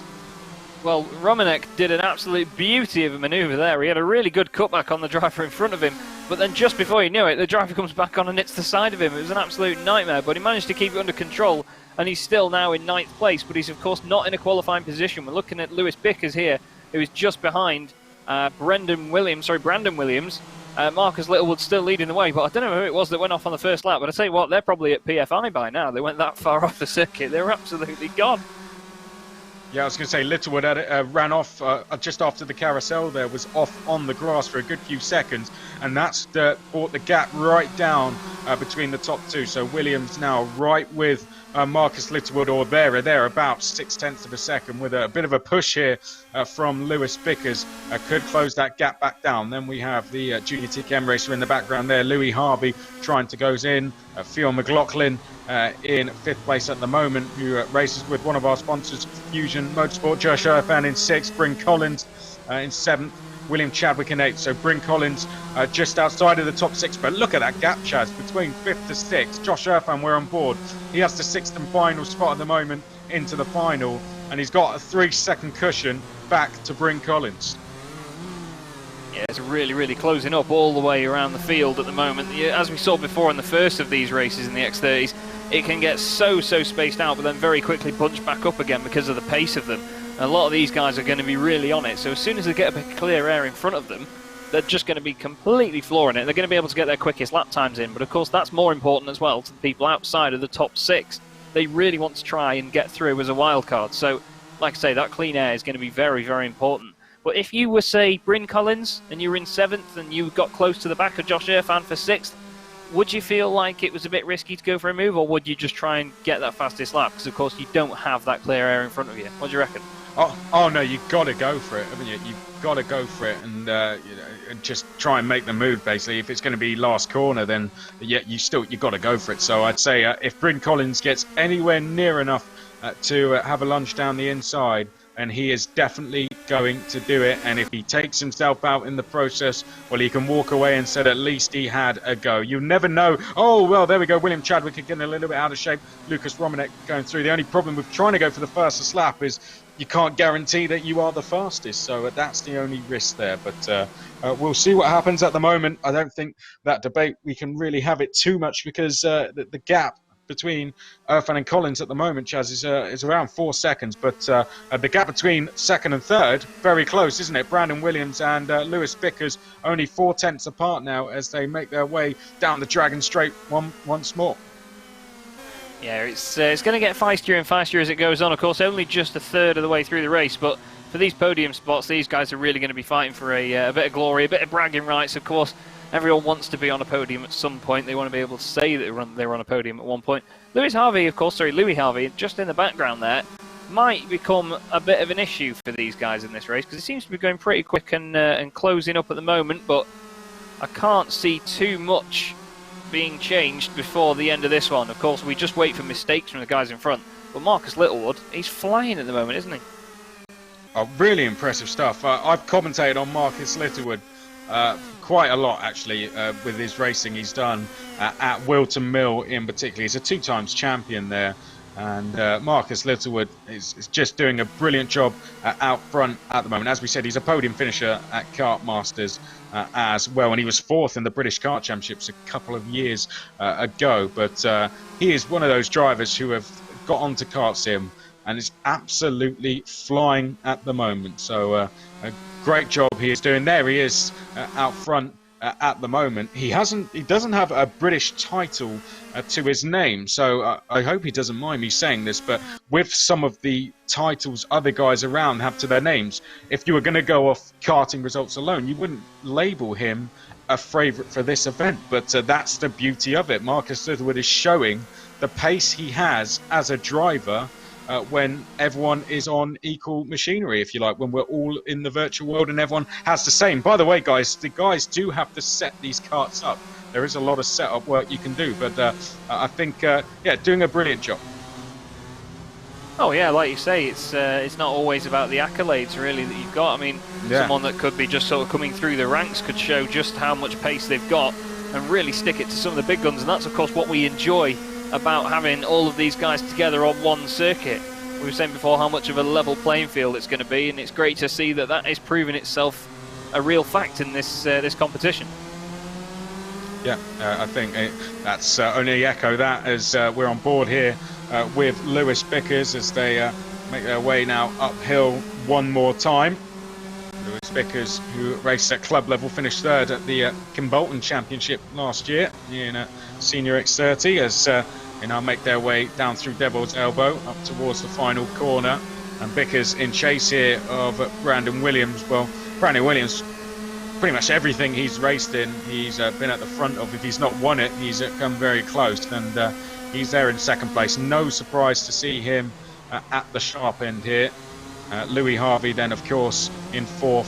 Phil McLaughlin fifth. Josh Irfan sixth. Just outside then of the top sixes, still Collins, Romanek, Chadwick, and Burgess. But we look here, Chaz, at Louis Harvey, who is in chase of Bickers, who we were on board with. But McLaughlin, very close to these guys as well. Yeah, there's more and more races getting in on this now, and I can certainly tell you that the pressure does start building if you're at the front of this train. Now, Lewis Harvey's obviously closed up. Like you say, Fionn McLaughlin's coming in as well. And if you know that, if you're Brandon Williams, then you're going to be just thinking, I really need to hit every single apex now. You can't rest easy in this. Great line through there by Bickers, but he runs a little bit wide in the corner after that as well. Takes a bit of the grass, maybe losing a couple of tenths, if that, around there, because of course a tenth of a second in karting is quite a larger gap than you'd see in a lot of other forms of motorsport. As we look at Lucas Romanek now, he's not completely recovered from that scrappy first lap that he had before. Bryn Collins just in front there with the pink livery on the X30. And this section here, just through the Devil's Elbow, it's so tight and twisty, and there's quite a big drop there down on the right-hander. What do you think that's going to be doing to the balance of the car around there, Chris? Is it really going to unsettle them that much, or is it actually going to help things by not letting it oversteer too much while it's in the air, I suppose? Well, with GYG, from racing round there, that second half of the circuit, if you get one corner wrong, it disrupts the entire second half of the laps. Once you come out of the carousel and get back up the hill again, once you have to get that first couple of right-handers, you have to get that spot on to then get the rest of the lap nailed. It's you go wide at one corner, the rest of the lap is ruined. So it's one of those, when you get it right, you feel like you're on rails. It's a really nice feeling in terms of racing in karting. When you don't, you're going to lose a lot of time, and that's what for me is the most challenging part about GYG. Here is Lucas Romanek, only a couple of laps to go at the end of this one, being chased by William Chadwick. A good little battle this between these three. Of course, Chaz, we've talked a lot, about these guys. The battle are they important? But this is for fun as well. Let's not forget that. This is good fun. Oh yeah. For these guys to race with each other whilst we are all in isolation, and I'm sure these guys are all enjoying this battling for 7th place. Oh, definitely. They're going to be loving it. They're still getting the experience of the sim under their belts, I suppose. And Romanek, as you can see here, for the last lap or so now, has just gone offline slightly, and like you say, it's ruined the final sector for him. And I tell you what, Chadwick is all over the back of him here. Every single lap it gets closer. Romanek and Chadwick both get very sideways, though, into the spoon. They really oversteer. You watch them as they come out of the right hand here. They get onto the brakes, and they're completely sideways going in, the pair of them, and they really do close up to Bryn Collins, but then they just lose it as they get into that final sector, and if they keep battling as they are, that's going to carry on. But we've only got one more lap to go, and Littlewood has a 3.3 second lead, and Bickers is looking to get closer and closer to Brandon Williams here, Chris, so I reckon we might have a scrap on our hands as we go on to the final lap now. I think we could have two. It's the battle for second and the battle for fourth, isn't it? Because Louis Harvey has Fionn McLaughlin to deal with as well. Fionn McLaughlin, the 12-year-old from Northern Ireland, trying to close in and steal a fourth place there from Louis Harvey as we go on to the final lap. This is the battle for 7th. We continue to watch, and if there is any instance ahead with the top 6, the driver at the head of this battle, we were just having an incident there. We'll find out what happened at the end of that, but we go back to Louis Harvey in 4th, who was being chased by Phil McLaughlin in 5th, Josh Irfan 6th. They're the 6 that are going to go through and leading them across the line as he comes out of the final corner. Marcus Littlewood takes the win, and a comfortable win with it as well. Brandon Williams finishes in 2nd, Bickers in 3rd, Harvey 4th, McLaughlin 5th, Irfan 6th. Those 6 will see you on Thursday in the final. The rest of them, it'll be down to the fastest laps as Collins 7th, Chadwick 8th, Romanek 9th, Ramlau 10th, Burgess will be in 11th, Sleater in 12th. Then it will be Wright, Beavers, Charman, Smith, Jones and Knight. And that is the field, Chaz, as they come across the line. Another great race there. Of course, Littlewood just flew away with that one. And like we were seeing there with Romanek in that battle, while those guys may have been absolutely on it, that battle may have upset their chance of getting a fastest lap in that race. So it's very interesting to see that no matter what's at stake for these guys, they still want to fight for every single position and go for it wherever they can. And that's part of the great mentality that you see in kart racing, is that nobody gives up ever. Everybody just completely goes for it. We saw a little couple of maneuvers at the beginning of the evening where, they were playing it safe and trying to get through, but that's what this format brings. And then when you see an incident like that there, well, a battle like that, sorry, it wasn't quite an incident, was it, let's say, but they just didn't give an inch, either of them, and they're just properly going for it, no matter what position they're in, and it's great to see, and like you say, I really hope they're enjoying it, and I'm sure they were. And we had Bradley Smith in there as well, of course, the 3 times Radical Sports champion. And, well, Bradley Smith found himself at the back of the field. Not too sure if he had an incident or not, but either that or he was just struggling to keep up with these guys. Well, yeah, it's definitely difficult to do it in real life and to jump in like this as well. Obviously, getting used to the sim as well. People do adapt to these things in different ways. As I mentioned before, it's all about the visual cues. If you've not got something that's giving you the feedback that you need, whether it's through your hands in the wheel or whether you've got anything under your seat, I mean, some people have that sort of equipment around and, they can do that. But if you've not got that, you've got to be able to rely on your eyes and just notice if the kart's over-rotating, notice how it's behaving or what's unsettling it. And some of these guys can do that a lot better than others, and I think we're starting to see that at the moment, and that's where sim racing makes it a level playing field. Great to see him take place, nevertheless. And Littlewood, how impressive was that? From start to finish, consistently, bringing that gap up. It wasn't like there was a big fight behind either. I mean, we had Brandon Williams under a bit of pressure there from Lewis Bickers, but overall, Littlewood pulled that all gap up on his own. Yeah, he just got the job done, flew away from it, and a 3.3 second lead. I think it's the biggest we've had tonight, actually, out of the 4 races we've seen so far. I have been told as well we're going to bring up some more of your YouTube comments at the moment. Just flicking over to the stream myself, we've got 350 people watching at the moment, so thank you very much, everybody that has tuned in today. We did reach 400 at one point as well, so we've had a fantastic, great audience. We are actually going to go straight to the next race. Actually, I've just been told in my ear that things are progressing very, very quickly, and we'll have the grid with you in just a moment. So, final race of the evening, Chris, what do you reckon we're going to see in this one? A lot more close racing, I'm sure, and it's going to be interesting to see how they go. So Ted Bradbury, we had him get in touch earlier. He's going to be on pole position. Of course, it was very close between him and Daniel Kell in qualifying. They are the top 2. Matty Hingley and Alex Tyler, row 2. Connor Clifford is on row 3 with Joel Oswick. Harry Cottrell and Ty Stansfield will be on row 4. Those two only need to make a place or 2 to get into that top 6. Jack Gorin and Kieran Chidsey will be on row 5. Harley Horton and Alex Doddington will be on row 6. Tom Bird and Harrison Crook, row 7. David Stevenson and Michael Mueller will be on row number 8. And then towards the back of the field, Machi Hamera, Megan Lawson, Tommy Edmonds and Ethan Marsh. So a full grid of 20 in for this one, Chaz. Yep, plenty of them to go at it, and a great way to round out our evening here. Of course, we've seen quite a spread in the field once it goes outside the sort of top 8, top 10 maybe. But I'm really, really looking forward to how these guys got in. Little note on Harry Cottrell as well. In the forms that we sent out, he put the comment in, I'm a big Chris McCarthy fan. So hoping, mate, that he does well here and you can give him the positive comments he deserves for that. There we go. Well, we'll see how he gets on. He's going to be starting on row number 4. Ted Bradbury and Daniel Kell will be on row number 1. Let's get ready to go racing then, shall we? 15 laps around GYG. This is going to be our final race of the evening. 6 more spaces to be decided into the final on Thursday. This is the Motorsport UK class, and we are away and racing, and that looked like a good start there from Daniel Kell, and he's going to go straight into the race lead. So he was quicker off the line. Bradbury might drop down a place or 2 as well here. Matty Hingley has sneaked through into 2nd place. Bradbury could drop down to his lowest 5th. It's not going well for him. Connor Clifford is sneaking up the inside. He's gone through to 3rd place. Harry Cottrell is at a brilliant start. He's up into 4th place as they make their way down through the carousel for the first time. Oh dear, Connor Clifford getting out of shape, gets it recovered just about. And Connor Clifford is going to lose a few places, may drop out of that top 6. But it's Daniel Kell leading Matty Hingley down through Devo's elbow for the first time. Cottrell in 3rd. We've got someone going across the grass there, Chaz. But mostly everyone is through safely. Clifford, who was off the circuit, is the last person in our top 6 at the moment. Wow, that really kicked off there. It just gradually got worse and worse for Bradbury. He's down in 4th at the moment. Of course, not too much to complain about, but Dan Kell, what a start. And look at him controlling it now. Bradbury's trying to come through here, trying to get past. Harry Cottrell, of course, up to 3rd. Bradbury goes down the inside, gets the move done. Nice stuff. And now he's going to go after Matty Hingley.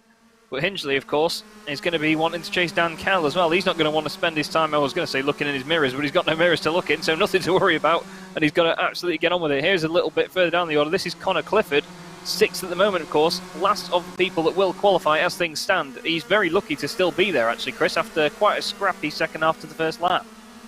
Yeah, I'd say he did a really good job, didn't he, to get that one back together again. Of course, his brother Nathan was out earlier as well. Connor trying to get through into the final, and there you can see the just seems to use the brakes just to point the car in the right direction around the spoon there. They just almost try and get the turning in done on the brakes and then just nail the throttle. But this is on board with Harley Horton, who is trying to close down the top 6. He's got Connor Clifford just ahead of him. So this is the closer of the races we've had so far in terms of the leaders here. We've got a battle going on for 6, which is that last qualifying space as they make their way down the Dragon Straight once more. This lap number 4 of 15. We're on board with Horton. Clifford just ahead. Tyler ahead of him. Then it is Cottrell who's doing a good job to close the gap to the top 3 at the moment, perhaps one of the fastest on circuit behind Horton. Jack Goring isn't a million miles away from this either. He's only about a second back. Ty Stansfield only a few tenths back from that. So any one of the top 9, you'd say, Chaz, can get into those top 6 positions. Well, it could be anyone really, mate. Any mistake, any incident that happens here, it looks like someone caught a bit too much grass. There's a bit of contact, and that's Hingley down to 4th now.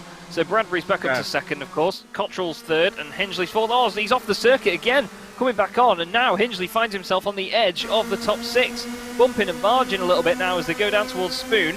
And Harley Horton really could be in with a chance here, Chris. As long as he just keeps on these lot, they've just got to wait for one of them to fall off by the look of it, because that's pretty much what's going to happen, I believe. Yeah, this is brilliant racing, isn't it? This is what we want to see. This is like watching real Senior X30 racing around GYG, Chaz. Oh yeah, it's so close, and every little inch of a racing line is so important here. Great on-board shot here with Harley Horton. So frantic. Oh, goes up the inside, makes contact though, and he's around. Manages to get back on, but dropped down to 9th place now behind Ty Stansfield and Jack Goring. So Jack becomes the candidate to go forward. Connor Clifford now in 5th place has got quite a safe gap back. Matty Hingley on his own, and we're only 6 laps into this race. It's really kicking off here. I can't believe the action we're seeing so early on. Daniel Kell, though, only a 2/10 of a second lead over Ted Bradbury now. Ted, of course, putting it on pole position, and now making his way back up to chase for the race lead. Only, well, within 2/10 now in the completely solid white car. We look here at Jack Goring in 7th, Ty Stansfield just behind, and Jack now is going to be the one that chases Matty Hingley for that qualification spot. Will he set the fastest lap on his way there, though? That's the thing. Some of these guys who can sense a little sniff of hope just in front to get into those qualifying places will really be on it to try and make sure that they put every foot right on their way to one of those positions. But now, you've got to think about the pressure behind us. Ted Bradbury's gone to the race lead here, Chris. Daniel Kell down to 2nd, and by quite some distance as well, almost half a second already. Did Ted maybe force him into going off the circuit slightly? Well, didn't quite catch it there, but Harry Cottrell trying to work his way into 2nd. Tyler is in, well, was in 4th place, has now dropped to 6th. Wow. So, yeah, well, in fact, Alex Tyler's dropping all the way down the order. So, unfortunately, Alex Tyler's had an off there, Chaz. Yeah, something's gone very wrong for Alex Tyler. Suddenly, the tables turn again, and now Jack Goring is within the top 6, and Ty Stansfield, who was right behind him a minute ago, and still is sort of within the vicinity, with Harley Horton, who has now got a bit of a lifeline here, to be honest with you, can now start battling for this final space in the qualifying 6. So I reckon this is going to be really close, as we're just over halfway now. We went from being a 3rd to halfway in the blink of an eye, and that's just the beautiful nature of these races, Chris. I'm certainly being converted to the ways of sim racing karting. I don't know about you. Oh, it's fantastic, isn't it? This is the main battle on track, isn't it? The battle for 6th place. We have a quick look at Harry Cottrell, who's just behind Daniel Kell at the moment. Behind that, it is Connor Clifford and Matty Hingley in 5th, and Jack Goring, the one in 6th. But under a lot of pressure there, Chaz. He's got Ty Stansfield and Harley Horton queuing up behind. Yeah, the pressure's going to be on. The pressure's really going to be on. We look now, though, with Kel. Is he just going to run his race as he needs to? I was racing against Dan just over a week and a bit ago, and I know that he's very, very good at what he does, but pressure can get to anybody, let me tell you that. I mean, look at Sebastian Vettel. Harry Cottrell then third at the moment. Connor Clifford is going to be waiting in the wings in fourth place. Matty Hingley has, well, not really disappeared too much, has he? He's probably watching these lot up front and going, come on, boys, have an incident. Just make life a little bit easier for me. But I think Harry's maybe going to play it safe at the moment and try something in the last few laps. We've seen it a couple of times in the races before as he actually ends up side by side. Now there's a bit of contact. Whoa, that was Connor Clifford getting involved there. Now Connor's in the hinges, sorry. He's not in the hinges at all. It's Matty Hingley. He's at the clutches of Matty Hingley. I should really think about my analogies on my wording before I come out with stuff like that, to be honest, shouldn't I? But it's a really good scrap within the top six, though. Before this, we've seen a lot of calm and collected driving, but these guys are racing as if it's for the win, while Ted Bradbury just drives away. Well, it's the best they're going to get at this rate, isn't it? With Ted Bradbury pulling away by just under 2 seconds now. Daniel Kell has a queue forming behind him, and he's had to start going defensive here with Cottrell third, Clifford in fourth, Matty Hingley in fifth. The top six go through, remember, so these guys, all they have to do is stay on the track, but they're not going to do that. They want to go racing.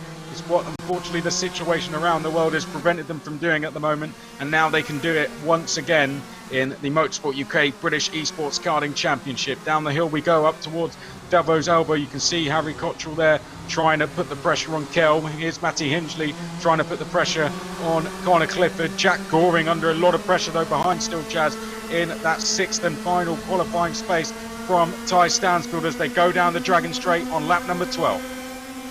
Well, it's just getting hotter and hotter in there. There's so much more pressure as they go into the final few laps. Down the inside, Harry Cottrell can do nothing about Connor Clifford there. And Matty Hingley's going to try and come through as well. And Cottrell now in fifth place. Jack Goring watching all this go on in front of him, thinking, are you boys sure that you want to be battling this hard for it? I've just seen a hilarious comment in the YouTube comments as well, saying that Ted Bradbury's cheating because, oh, well, I tell you what, who was that going off the second? No, it wasn't Ted, it was the other one. There's another car. No. Apparently, he said that Ted Bradbury was cheating because he's got no sticker kit on the kart, so it's underweight.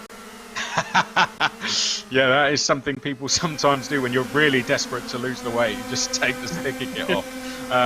But here we go. We're on board with Matty Hingley now. I tell you, it's getting very close, isn't it, this, for fifth place. Harry Cottrell could be in a little bit of trouble here because if Jack Goring starts to put the pressure on him and takes that fifth place from him, Harry Cottrell is the one in the danger zone then. So if a battle is to form between these two, it could bring the likes of Ty Stansfield and Harley Horton into play. They're going to just be hoping that Jack Goring goes for a move here. As we had someone go off. I thought we did briefly there. We've had someone go off, haven't we? Surely somewhere, because Connor Clifford has gone off. So Connor Clifford is off. He's down to 8th place now. So Ty Stansfield has inherited 6th place, Goring 5th. Horton now the one trying to grab 6th from Stansfield, and with it the last qualifying space, Chaz. Well, I'll tell you what, if you're Harley Horton, you just carry on driving as you are. You don't push too hard now. The amount of guys falling off outside of the top 6 is unbelievable. I mean, I said it early on that you might want that to happen in front of you, but God, it's happening so frequently here. As Harley really sends it, bit of contact there, manages to save it, and that's what I mean about the reaction times. Just as the car gets a little bit out of shape because of the contact, what a save from Harley Horton, but Ty Stansfield is going to be really feeling the pressure. Harley all over the place, pushing it onto the final lap here. Amazing to watch and really, really on the limit. Let's see if Harley can manage anything into Spoon. Round the right-hander, on the brakes, bit of a drift there in front by Ty Stansfield. And look at the amount of time he's gained there. That's almost certainly going to secure him the spot. But Ted Bradbury is up front without his sticker kit, I must add. Someone weigh that thing. He's doing a cracking job, though, and it's going to be one more corner for him to take the win here, Chris. And what a performance it's been. Yeah, fantastic performance, similar to Marcus Littlewood. Out the final corner he comes, and Ted Bradbury is going to go through. And rounding out the top 6, Daniel Kell, Matty Hingley, Harry Cottrell, Jack Goring, Ty Stansfield taking the 6th and final spot. Harley Horton and Connor Clifford just missing out, unfortunately. But if they were the two of the fastest non-qualifiers, then they'll grab the wildcard places. But a fantastic race. I think we saved the best till last there. Horton 7th, Clifford 8th, Oswick, Stephen, Edmonds, Hamera, Lawson, Mueller, Chidsey, Bird, Marr was in 18th place. And then we had Tyler and Doddington. So, well, what a fantastic race to finish us off there, Chaz. Yeah, that was certainly the best one of the night. That very frantic, so many karts out on track, so much action, people going off everywhere. It was unbelievable. Quick shout out as well, by the way, to Andrew Mather, who's actually, my phone has not stopped throughout that race. He's been constantly updating both of us with who's been setting the fastest laps that wasn't in a qualifying position. He's been doing a hell of a good job providing the info for us. So we'll have to go through all of that at the end and see who manages to get through. They'll of course be notified in the right time. But yeah, like you say, Chris, what a race to end the night that was. But Bradbury did everything he needed to do, didn't get the best start, but as soon as he recovered from it, he was gone, wasn't he? At least someone's doing their job properly, right? There you go, Andrew. Oh, yeah. Yeah, it's not going to be one of us. But fantastic stuff. Yeah, brilliant. I'd say that was a really, really close race. We had one or two of the guys obviously falling off, but in the end, we had the top 6 going through there, all close, except for Bradbury, as you said, managed to pull away with things out front. But it did really heat up behind, didn't it? It was really, really close. And that is the kind of racing we can expect to see when we get to the final on Thursday and indeed tomorrow, Chaz, because tomorrow is the Motorsport UK Open class, which is open to anyone worldwide as long as they were 12 and over. Andrew's going to be with us for that one. Sadly, you can't join us, but as you won't be there, why don't you give us your thoughts ahead of it? Well, if it's anything like tonight, it's going to be frantic and it's going to be exciting. The racing is going to be so close, and especially with it being open as well. Of course, anyone could have entered. Anybody at all that just fancies having a go on the sim. It's just going to be incredible to see what sort of talent turns up, names that we may have seen before in the sim racing scene or even in the karting scene, and then, of course, names that we may not have expected or even people that we don't know or may not have seen before that just come out and surprise us. There's plenty of them to go. Of course, make sure you do check out the Alpha Live Facebook page for anything that gets announced. And of course, make sure you subscribe on the YouTube channel as well and get the notification icon so you do get notified when we go live again in future. And that way you will not miss a beat. We've got a couple of the comments coming in here. Ryan Mikulev is asking when the wildcards are getting announced. They will be on the Facebook page. I don't think I have the exact time of it yet, but just keep an eye on there, buddy, and you will find out as and when that gets done. Connor Clifford's game froze for a second. That's absolutely gutting. Victoria Clifford there writing that into us. Now, in sim racing, Chris, I don't know what your thoughts are on this. I think we mentioned this a while ago in a broadcast we did together, where when you get a mechanical failure in real life, of course, that's out of your control. If something happens with your equipment, with your sim, that again is out of your control. We do tend to treat that in the sim racing world as a mechanical failure. Do you feel the same way, that it's a sort of tough bananas situation, or do you think that something else should be done? Yeah, I totally agree. It's just one of those things. It's unfortunate, but I think it's one of those things that's going to happen to everyone at one stage, isn't it? So it kind of evens itself out. Everyone will have it one day. So it's going to be something everyone has to deal with, and we just have to say it's part of esports, unfortunately. Whether you're using your own equipment or indeed you're at a competition where the equipment is supplied, it's the same deal, isn't it? Either way. So it's just one of those things. Real shame, because Connor drove a fantastic race there. But you never know. If he was one of the 2 fastest non-qualifiers, then he will still be going through to the final. So the situation, everyone, is this. We have 18 drivers who have guaranteed their place into the final in the Motorsport UK class, and 18 drivers who have done the same in the under 12 class. Now there will be 2 more spaces allocated to each class.